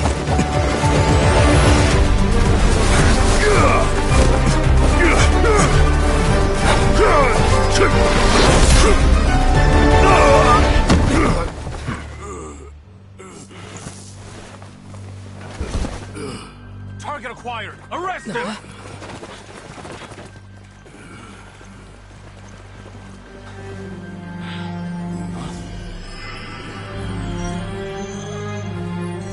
Do not impede our work. Is that understood, Al-Haytham? Of course. I was only trying to help. Take him away!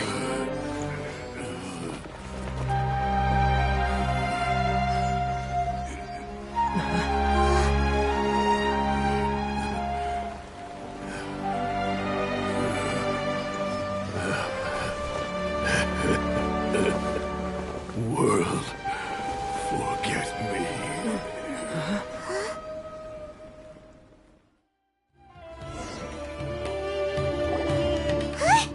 What in Teyvat just happened? It's like that big guy suddenly lost his mind. It looks like he used the Divine Knowledge Capsule. You mean the Divine Knowledge Capsule did that to him? Oh, yeah. You mean how some researchers go insane after getting knowledge from Irminsul? I've heard of numerous incidents of researchers in Satyavada life going insane. The state that man is now in suggests that this is a similar situation. This Divine Knowledge Capsule does appear to be linked to the gods, but beyond that, it doesn't seem anything like the rumors suggest. Possessing it doesn't grant you divine wisdom or power. Did you hear what he said? World, forget me. What could that possibly mean?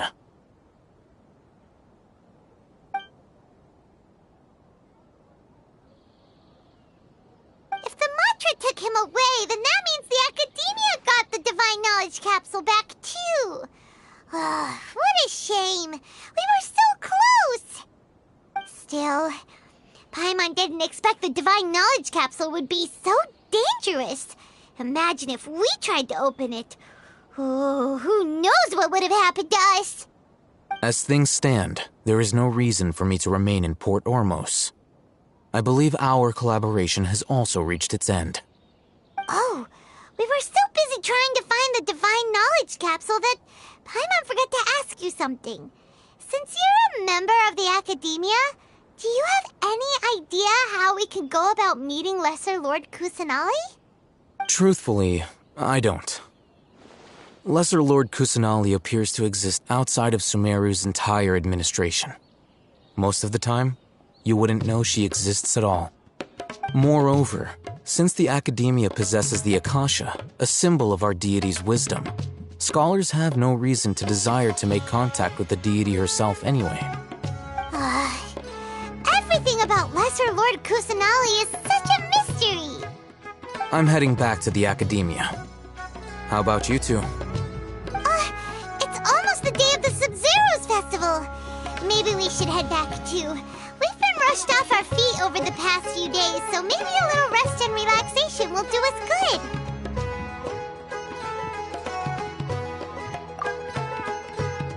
Then we'll part ways here, Al-Haytham, until we meet again.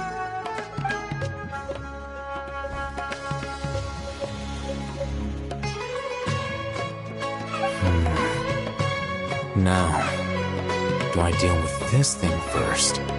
Or should I produce the report that the higher-ups require?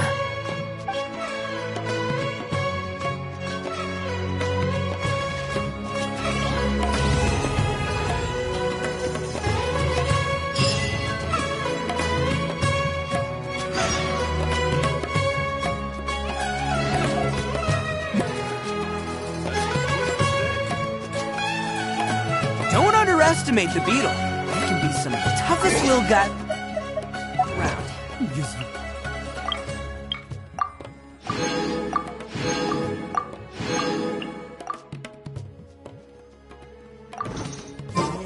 Yes, you can. Want to know what's on this beetle's diet? Sweat and tears, that's what! That's how it gets stronger! I think we can all learn something from that.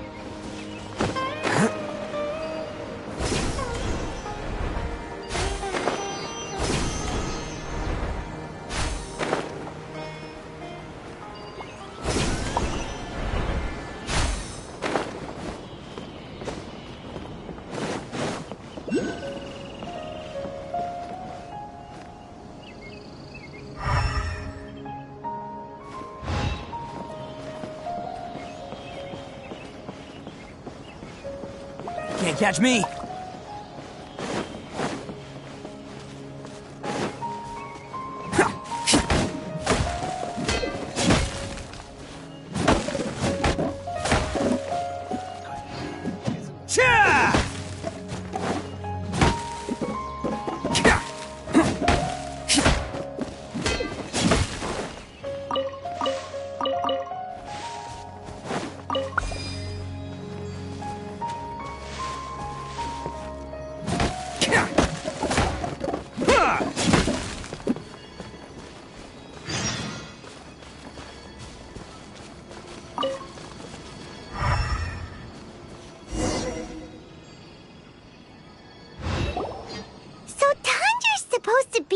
Gandharvaville looking for inspiration.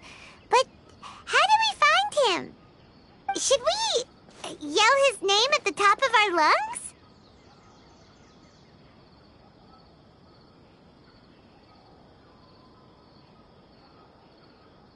Hey, buddy. What's your name? What are you doing here all alone? Do you live in Gandharvaville? Regardless, don't worry.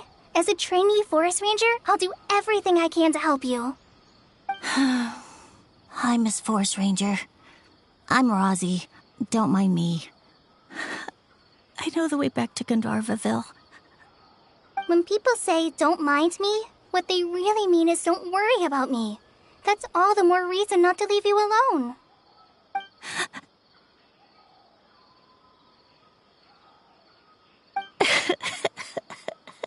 Hey, don't cry. What's wrong?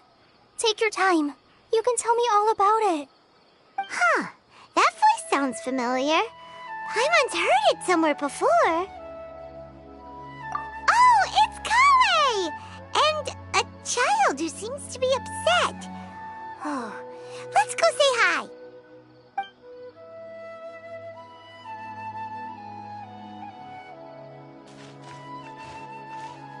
Hi, Kale. How have you been? Paimon and Traveler. I've been doing pretty well. Thanks for asking.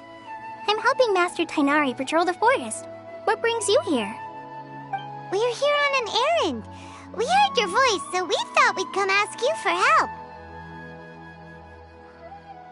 You seem kinda busy, though. I'll be fine. You go help them first, Miss Forest Ranger. I'm okay, really. The sand got into my eyes, that's all. What a well-mannered child. Sand? There is not a lot of sand in a forest.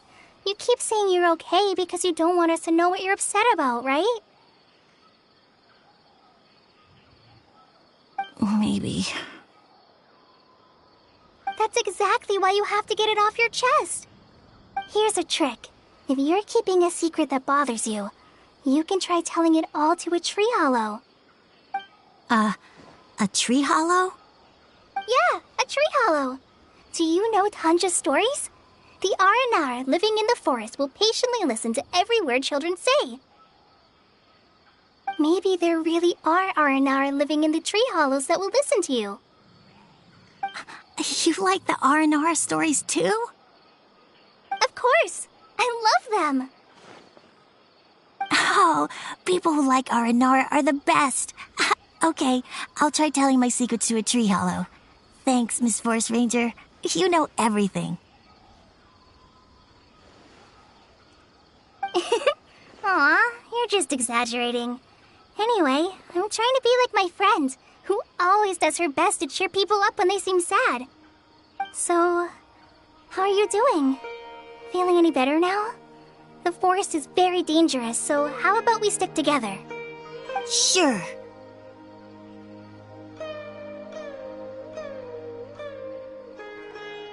Wow, Cully's so good with kids.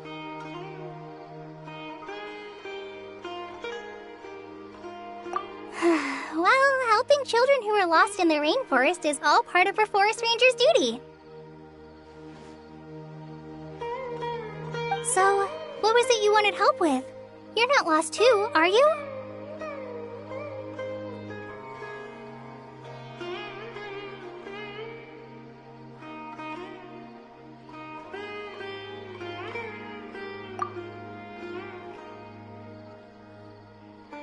Okay, so you're looking for a children's author from Port Olmos called Tanja.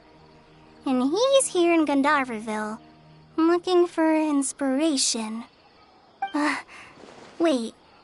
When you say Tanja, do you mean the Tanja? That's right, Uncle Tanja.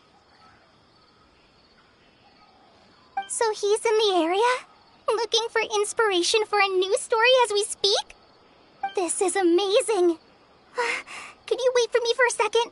I'll run Razi back to Gandharvaville and then I'll be right back.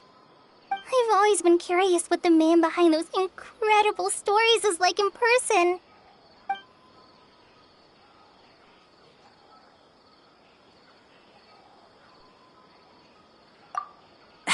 Tanja's just a normal guy. Even so, he must be more creative than most people. Wait, hold on.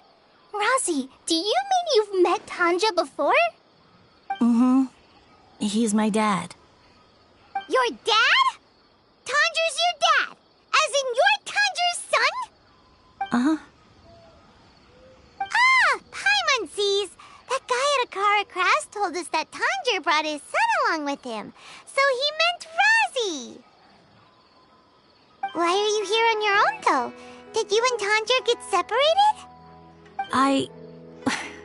We had an argument. I was upset, so I ran off here by myself. Oh, in that case, we should take you back to Gandharvaville first. Then we'll look for your dad and tell him where you are. No, I'm good. Thanks for your advice, Kale. I'm not so upset anymore.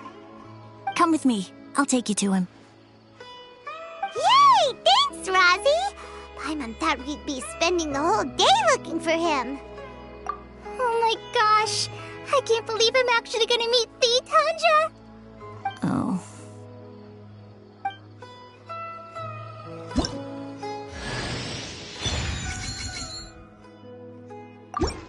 So Tanja headed this way.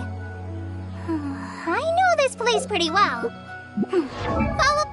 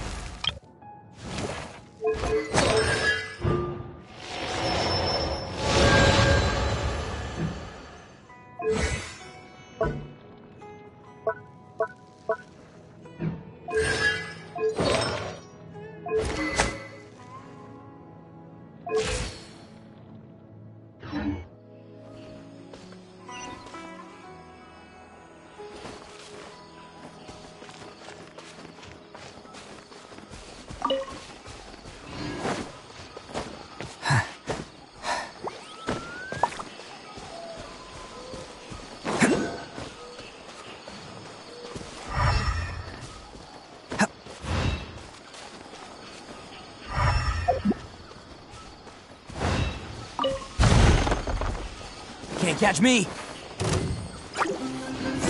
Bam!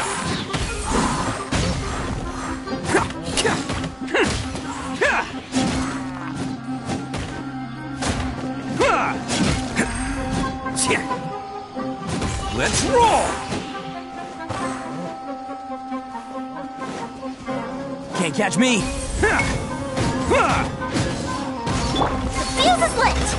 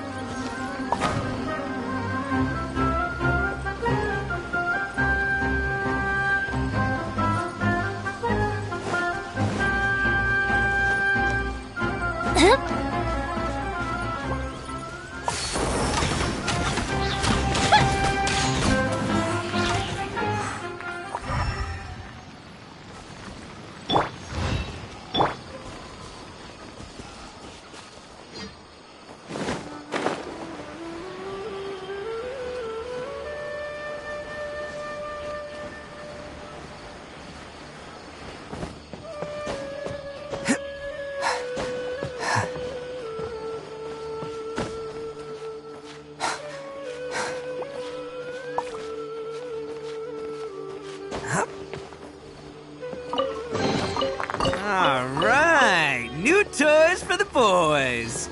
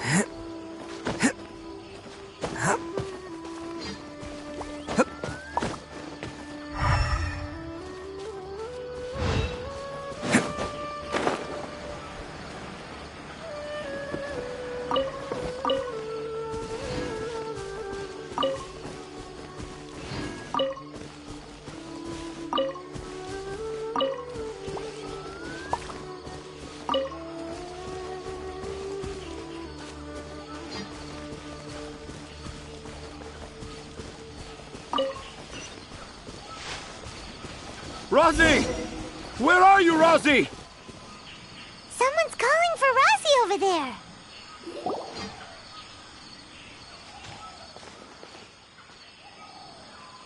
Oh, Rosie! Thank goodness I finally found you. What would I do without you, my son? Were you in danger? Did the wild beast scare you? Did the stars guide your way? I'm okay. All thanks to their help. Thank you. Thank you all. I dare say that even the most cold-hearted Spino crocodile would be moved to tears by your kindness. Oh, it's nothing. It's all part of my responsibility as a trainee forest ranger. I'm the one who should thank you for creating so many wonderful stories for the children of Sumeru. I love them too. Really? I didn't know anyone read my stories apart from young children. That must mean you're still in touch with your inner child.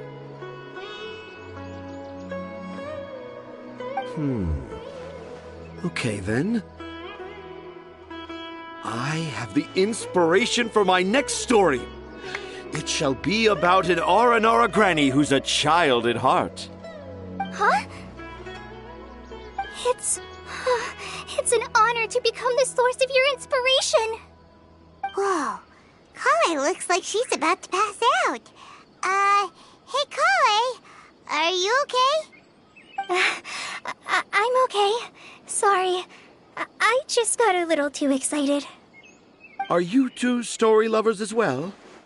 Yes, yes! The moment I saw you, the image of an aura giant and an aura finch traveling together popped into my mind. Oh? Who asked for my help? My sincerest apologies, but I have fans all over Sumeru.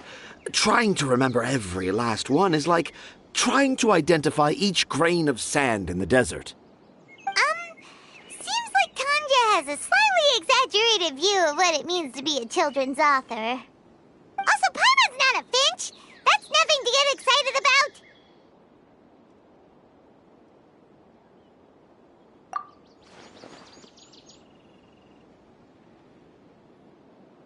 Akara Crafts. Akara Crafts. Oh, right. I remember now. That small boat once sailed into the sea of my memory, but before long it floated away over the horizon, never to be seen again. Perhaps for the best. After all, a wild tempest was raging in Tangier Harbor. What? Paimon has no idea what he's saying. What should we do? Do you think we should get Tainari to take a look at him? Dad's saying he forgot about helping the people at Akara Crafts learn more about Aranara because right now he has something more important to do. Oh, that's what he meant! Well, there it is! All the proof you needed that this kid is definitely Tanger's son. Wait, no, this isn't the time for all that. Tanger, your help is pretty vital to the toy makers. You gotta do something! But the garden that blooms before my eyes is of greater importance, for therein lies the beautiful Patisara that all the children of Sumeru dream of. I, Tanger, have found evidence of Aranara activity right here in the Avidia Forest, conclusively proving that Aranara not only exists in stories, but in real life too. If I manage to document the first real-life Aranara sighting, the petty problems that perplex Akara Crafts will be untangled in no time. Meanwhile, I may well be able to leverage this to assume leadership of the academia. Then all across Sumeru will know of the great Tanger living in humble Port Ormos.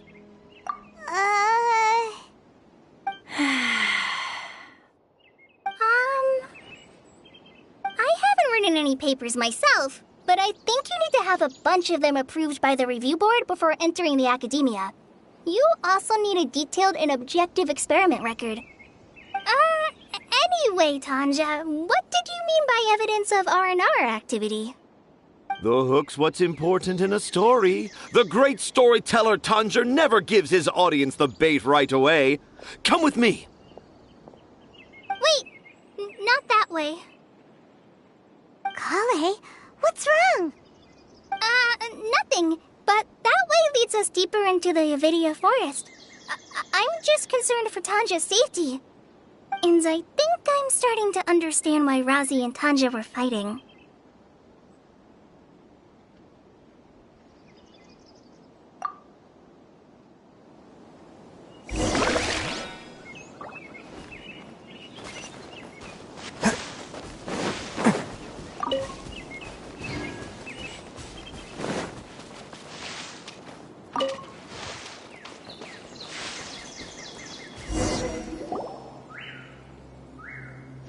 Just as I expected, the promise of one of my stories has kept you hot on my heels. But this is just an ordinary tree hollow. Paimon's not seeing any evidence of Aranara. You can deceive the eyes, but you can't deceive the heart. Look with your heart and you too will understand. Paimon's not sure what look with your heart means, but anyway, let's start by investigating the area around this tree hollow.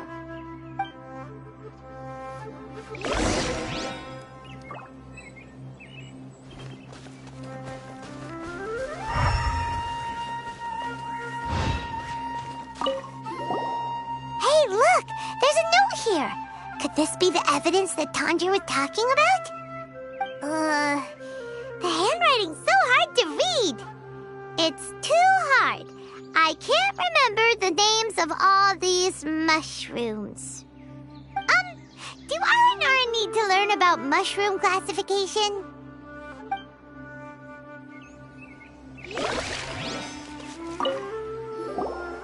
Here's another note that says, "This tree hollow is my castle." That sounds more like something an Aranara from the stories would say.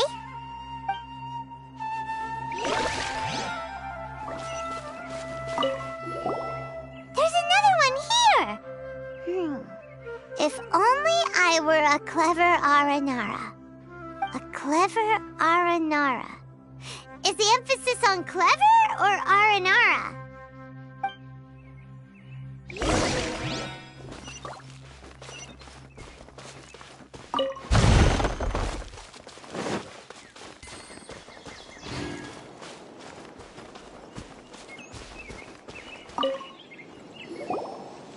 How does it feel to bear witness to a groundbreaking discovery? Exciting, isn't it?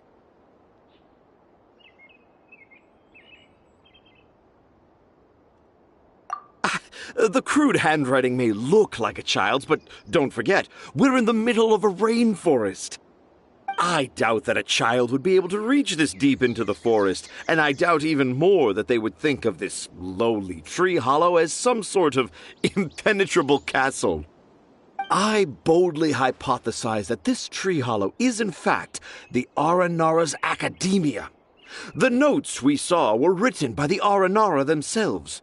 There is no doubt in my mind about that. An Aranara that wasn't so bright left a note here wishing to become a clever Aranara. Oh, I shall craft a new story for them and call it The Aranara in the Tree Hollow. How's that? Don't the very words just conjure up images of Aranara in your mind's eye? Nope. Well, many an adventurer knows how to take to the skies with their easily visible wind gliders, yet they do not possess the invisible wings of imagination, making it hard for them to keep up with my train of thought. How about you, Miss Forest Ranger? Do you soar into the atmosphere on the wings of imagination? Huh? Me? I don't know. Maybe I do, but yeah, I'm fine. It's just that witnessing Tanja's creative process is a little, Overwhelming. Oh, yes. Yes, overwhelming. For now, I've decided to stay here with Razi until we witness the legendary moment when the Aranara appear in this hollow. Don't worry, I won't let the Akara Crafts toymakers down. When a real Aranara appears, their little troubles will be resolved in an instant. He seems pretty stubborn. Looks like we'll have to stay here and wait a little longer. No, I think we should return to our camp first. Tanja, in Aranara and the Three Little Fungus, it says that Aranara are very sensitive creatures. I don't think they'll show up if we stay here. Oh? Was that in the story? Ah, yes, I remember now. Miss Forest Ranger, you sure know your stuff. In that case, let's go back to camp and call it a day. We'll continue our search for evidence first thing in the morning.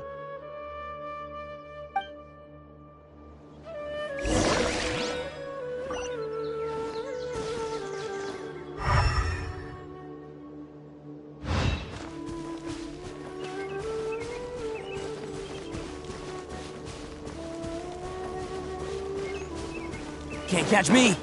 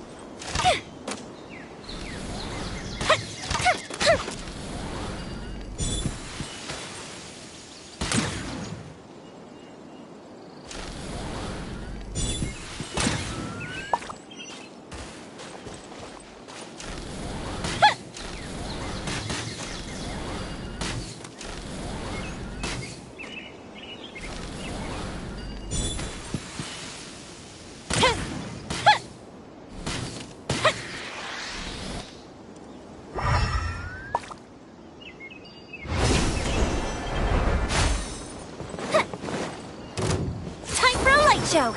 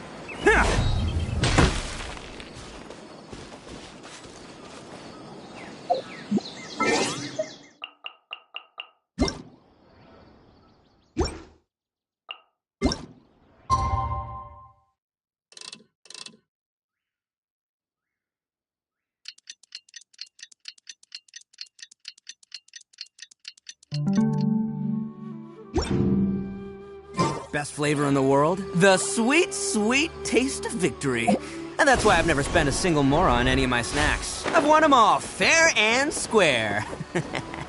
That's right.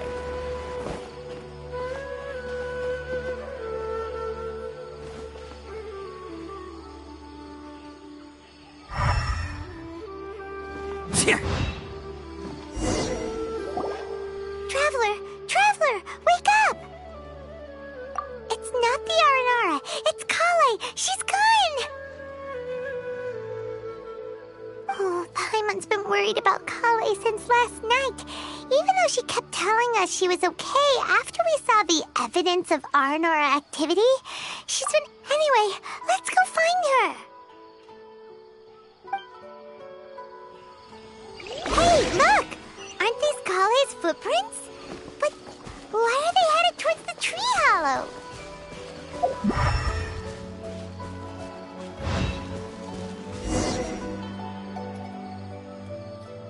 So Kale came back here alone. Is she waiting for the Aranara to show up? And I thought this was a place nobody knew about. I never thought Tanja would find it, or that I would run into the Traveler and Paimon. If I'd known, I would have just told the tree hollow instead of writing it down. There must be another way to practice my handwriting. Now I've created a whole new problem for myself. What do I do now? Dress up as an Aranara? Oh, no, that won't work. I should be writing something that an Aranara would never say, so that Tanja won't mistake me for one of them. But what should I write? What should I write? Oh, I've got it! There's no way Tanja could see this as the work of an Aranara. So the evidence of Aranara activity we saw during the day was actually evidence of Kale's activity. But why didn't she just tell Tanja? Oh, right. Kale told Razi that he could tell any secret to a tree hollow. Must be because that's what she does, and now she even writes it down. Yeah, you're right. We'll keep her secret for her. Oh, looks like she's almost done writing. Let's head back.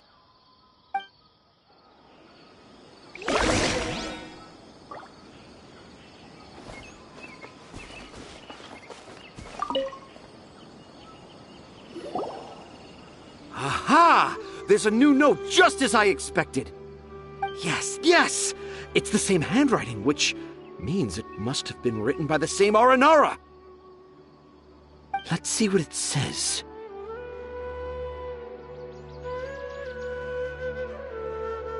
Ooh, what could it be? I want to visit Mondstadt during the Ludi Harpastum again? No, that's impossible. This must be some kind of mistake. How could an Aranara go to Mondstadt for the Ludi Harpastum? Even I would never write that into a fairy tale. So, in other words, the notes can't have been left by an Aranara. Yeah. If you ask me, they were probably left by a passing merchant from Mondstadt or something. Definitely not an Aranara. No, I refuse to believe it.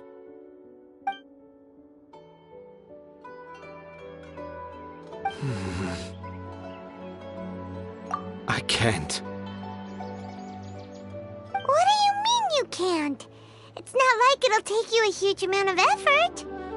You've written so many stories beloved by the children. I'm sure you can help create carvings that are just as successful. No! I can't do it. I thought that if I could find an R&R, I'd be able to help Akara Crafts. But it was someone from Mondstadt all along.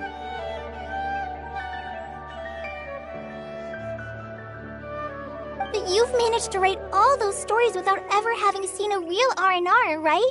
What makes this so different?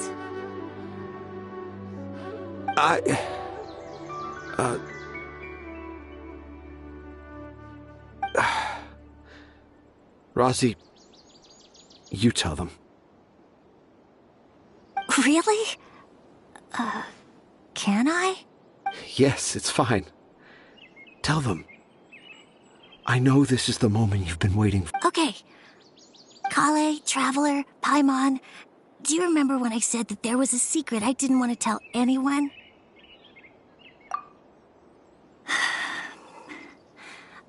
I didn't want to tell anyone the secret, but it made me feel very sad and also turned Dad into a completely different person. So, I think I should tell you. Dad isn't the one who came up with all those Aranara stories. What? Hold on. So if Uncle Tanja wasn't the author, then who was it? It was me. Dad's been telling stories in Port Ormos for as long as I can remember. I always got to listen to all his new stories. Every night, Dad would give me a Zaytun peach for dinner, and I'd eat it while he told his stories. The Zaytun peaches were delicious, but Dad's stories were really bad. He always uses sentences that are really hard to understand and strange, metaphors, I think they're called. But Dad kept on going, telling his stories again and again.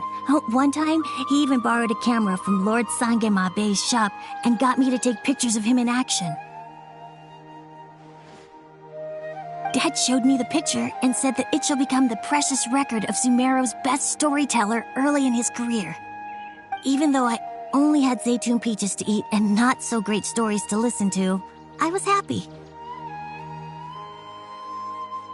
Then one day, I tried telling Dad a story I came up with. Dad seemed really excited from the very beginning. He looked really happy. He lifted me up high into the air and told me to continue. He lifted me up so high that I was looking down at him. As I continued with my story, I saw his expression gradually change. And when I got to my favorite part, Dad started crying. I guess he must have been moved by my story. When Dad put me back down, I looked up at him again, but now he had a scary look in his eyes. You remember it so vividly. It's not only Rosie. I, too, remember every detail of what happened that day. After that, I gradually grew in fame and started making money. I became Sumeru's best storyteller, just as I always dreamed. Finally, we could afford more than just Zaytun peaches for dinner. I thought it would make Rosie happy. I was really happy at first, but then everyone started calling me Tanja's son instead of Rosie. I kind of guessed why, but I also didn't want to believe it. Dad got busier with things that had nothing to do with storytelling, like that request from Akara Crafts. So I made up my mind that this time, I just want to be good old Rosie so that Dad will become good old Dad again. Instead of Dad the way he is now, starting every story with, "Dedicated to my dearest Rosie." I prefer my dad how he used to be, stumbling over words and not knowing how to end the story. That's why I decided to keep how I imagine R&R to look like a secret.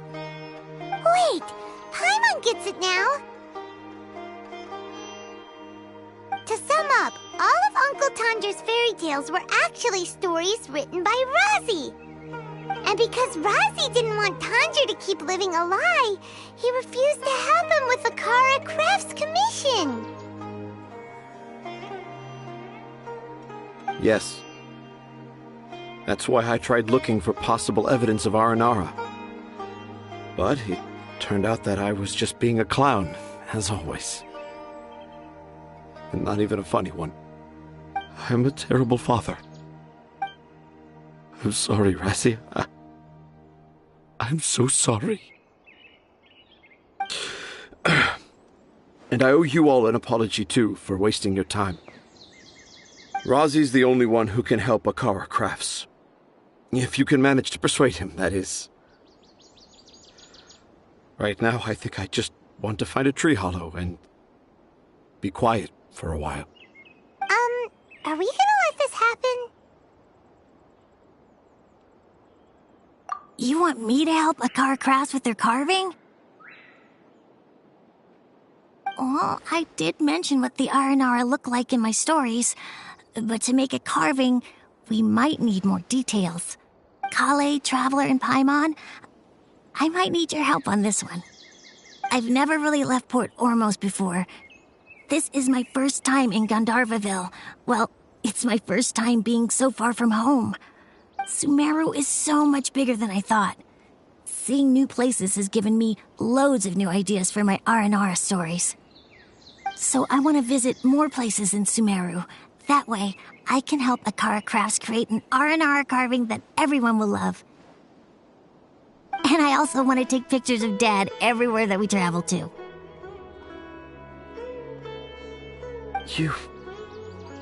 You still want me to come with you? Even after all I've done? Yeah, of course. Come on, you're the best dad ever. This is the happiest Razi has sounded since we met him. I want to thank you, Kale. Huh? Me? I didn't do anything to help. You told me about telling my secrets to a tree hollow. Even though I didn't have the time to find a tree hollow, telling everyone my secret made me feel so much better. Yeah. It's hard to keep too many secrets. And there's no need to hide our mistakes from others all the time.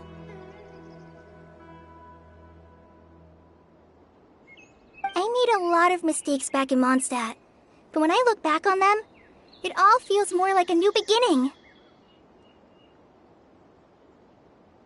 I'm sure this experience will be the same for Tanja. Yes. I'll do my best to become a good father again. Wait. Did you just say you've been to Mondstadt? I just passed by once. Never mind that. Come on now. Let's go, Razi. Grab that camera and see what hidden inspiration you can discover along the way. Okay, let's go. Come on, Dad. Razi, slow down and watch your step. Yeah!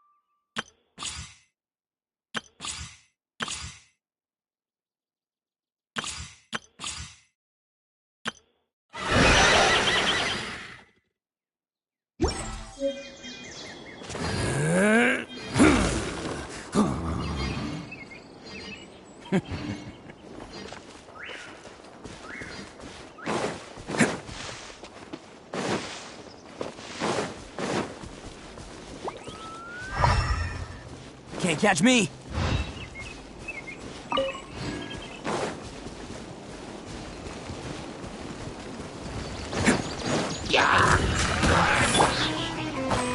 Here! Feel the split!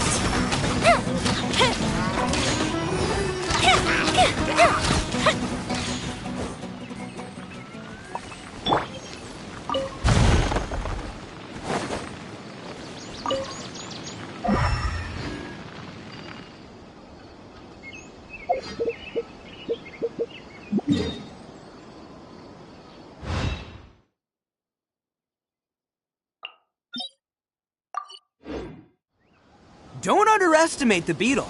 They can be some of the toughest little guys around. Yes, you can. Yes, you can. Want to know what's on this beetle's diet? Sweat and...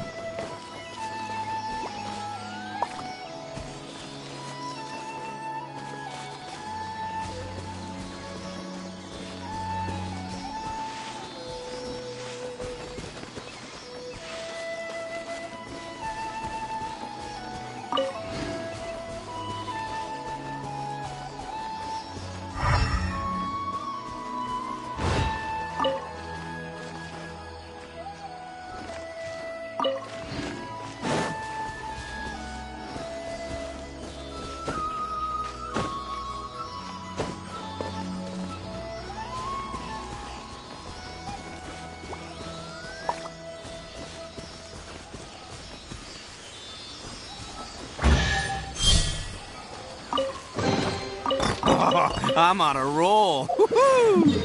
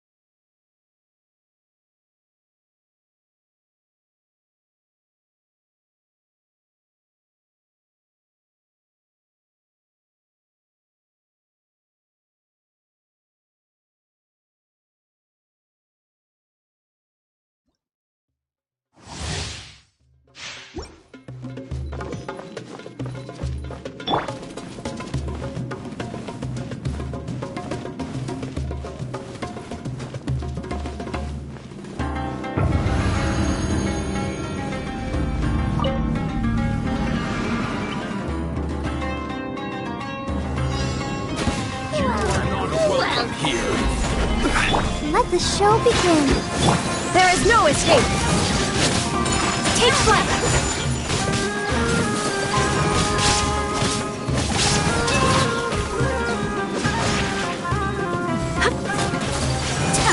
My apologies.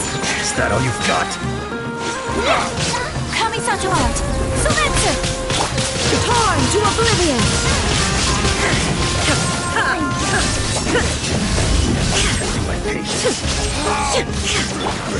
I will have order. Let's dance. Shine down. Let's end Whirling this now. snow.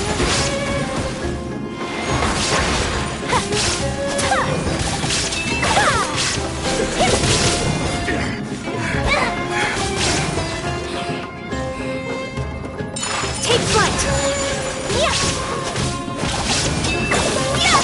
Crumble. Illusion shattered.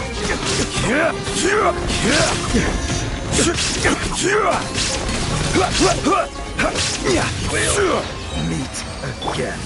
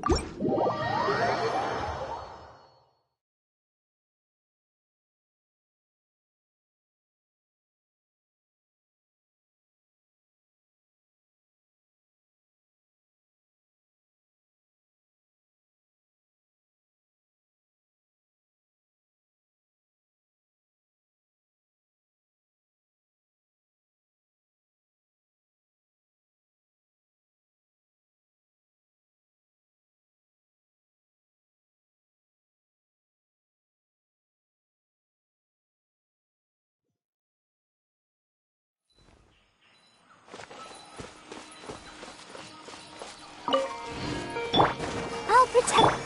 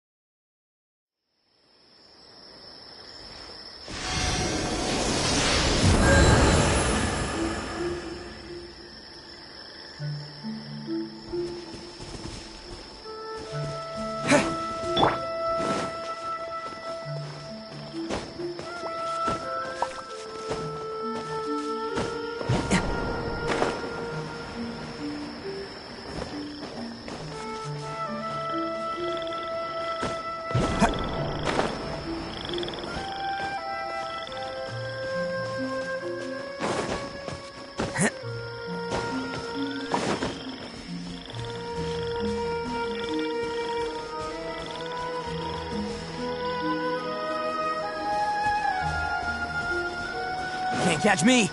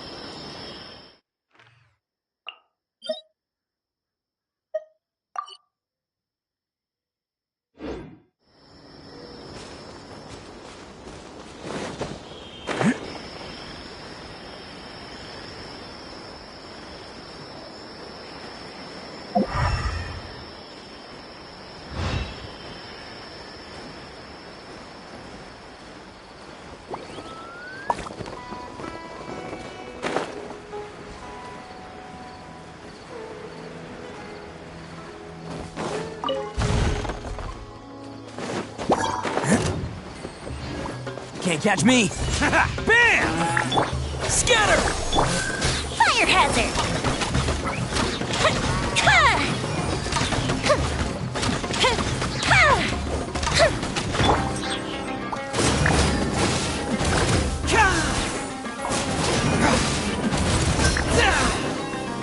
Truth hurts!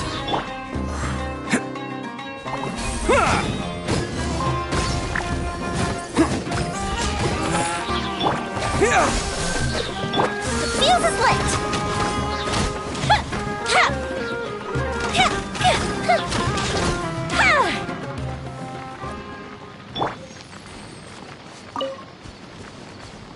Can't catch me!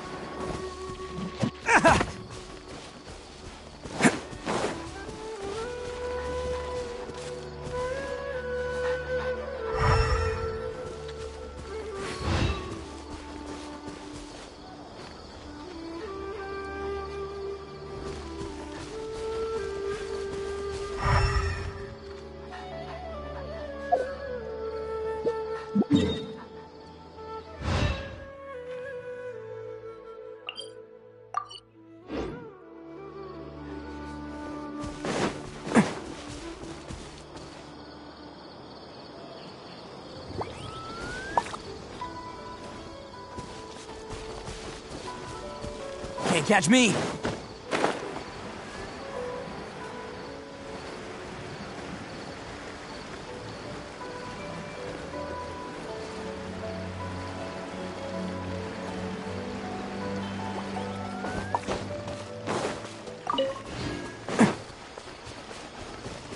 We didn't miss the Sub-Zero's festival, right?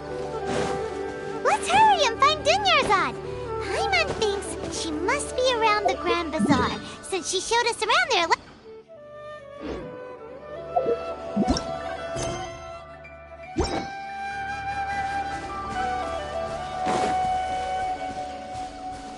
Can't catch me!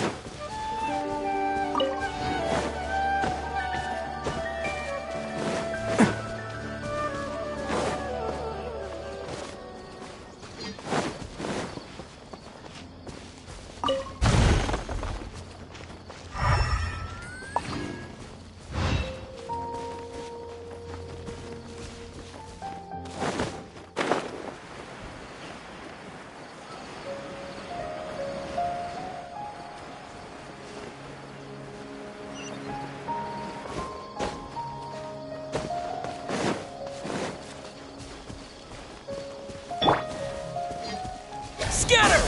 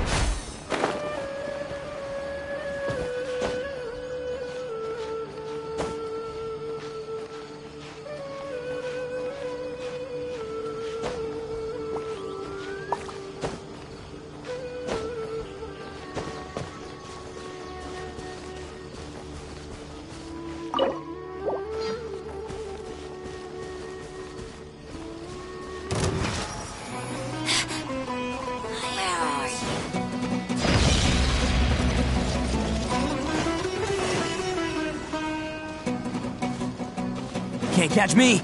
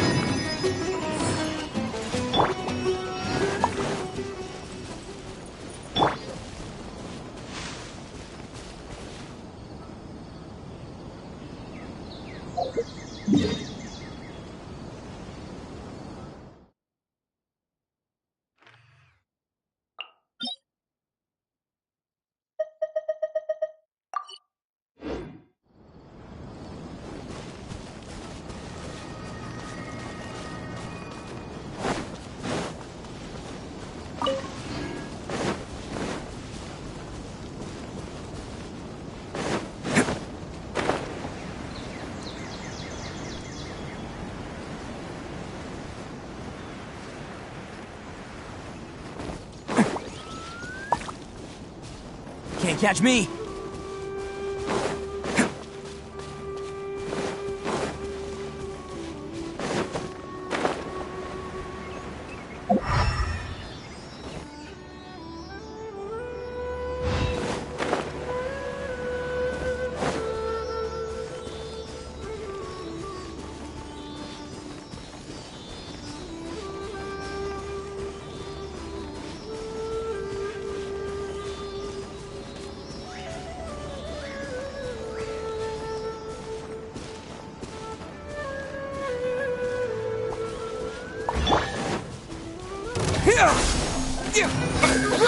Germinate!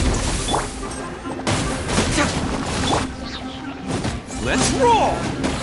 Ha! Ha! Scatter! Yeah! Yeah! Yeah! Cha!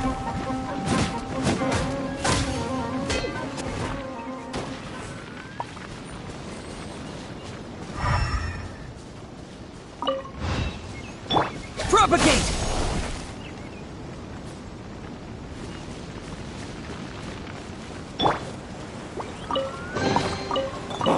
I'm on a roll. Woohoo!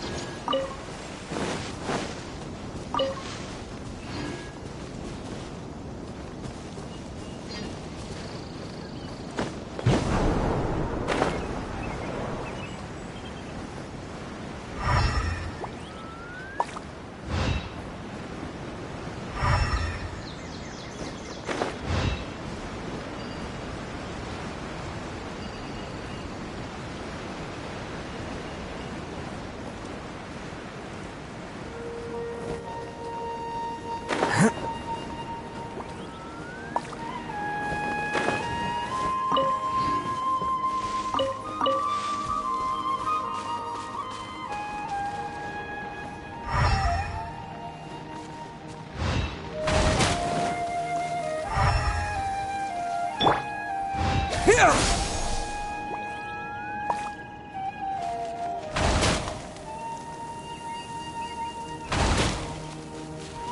Scatter!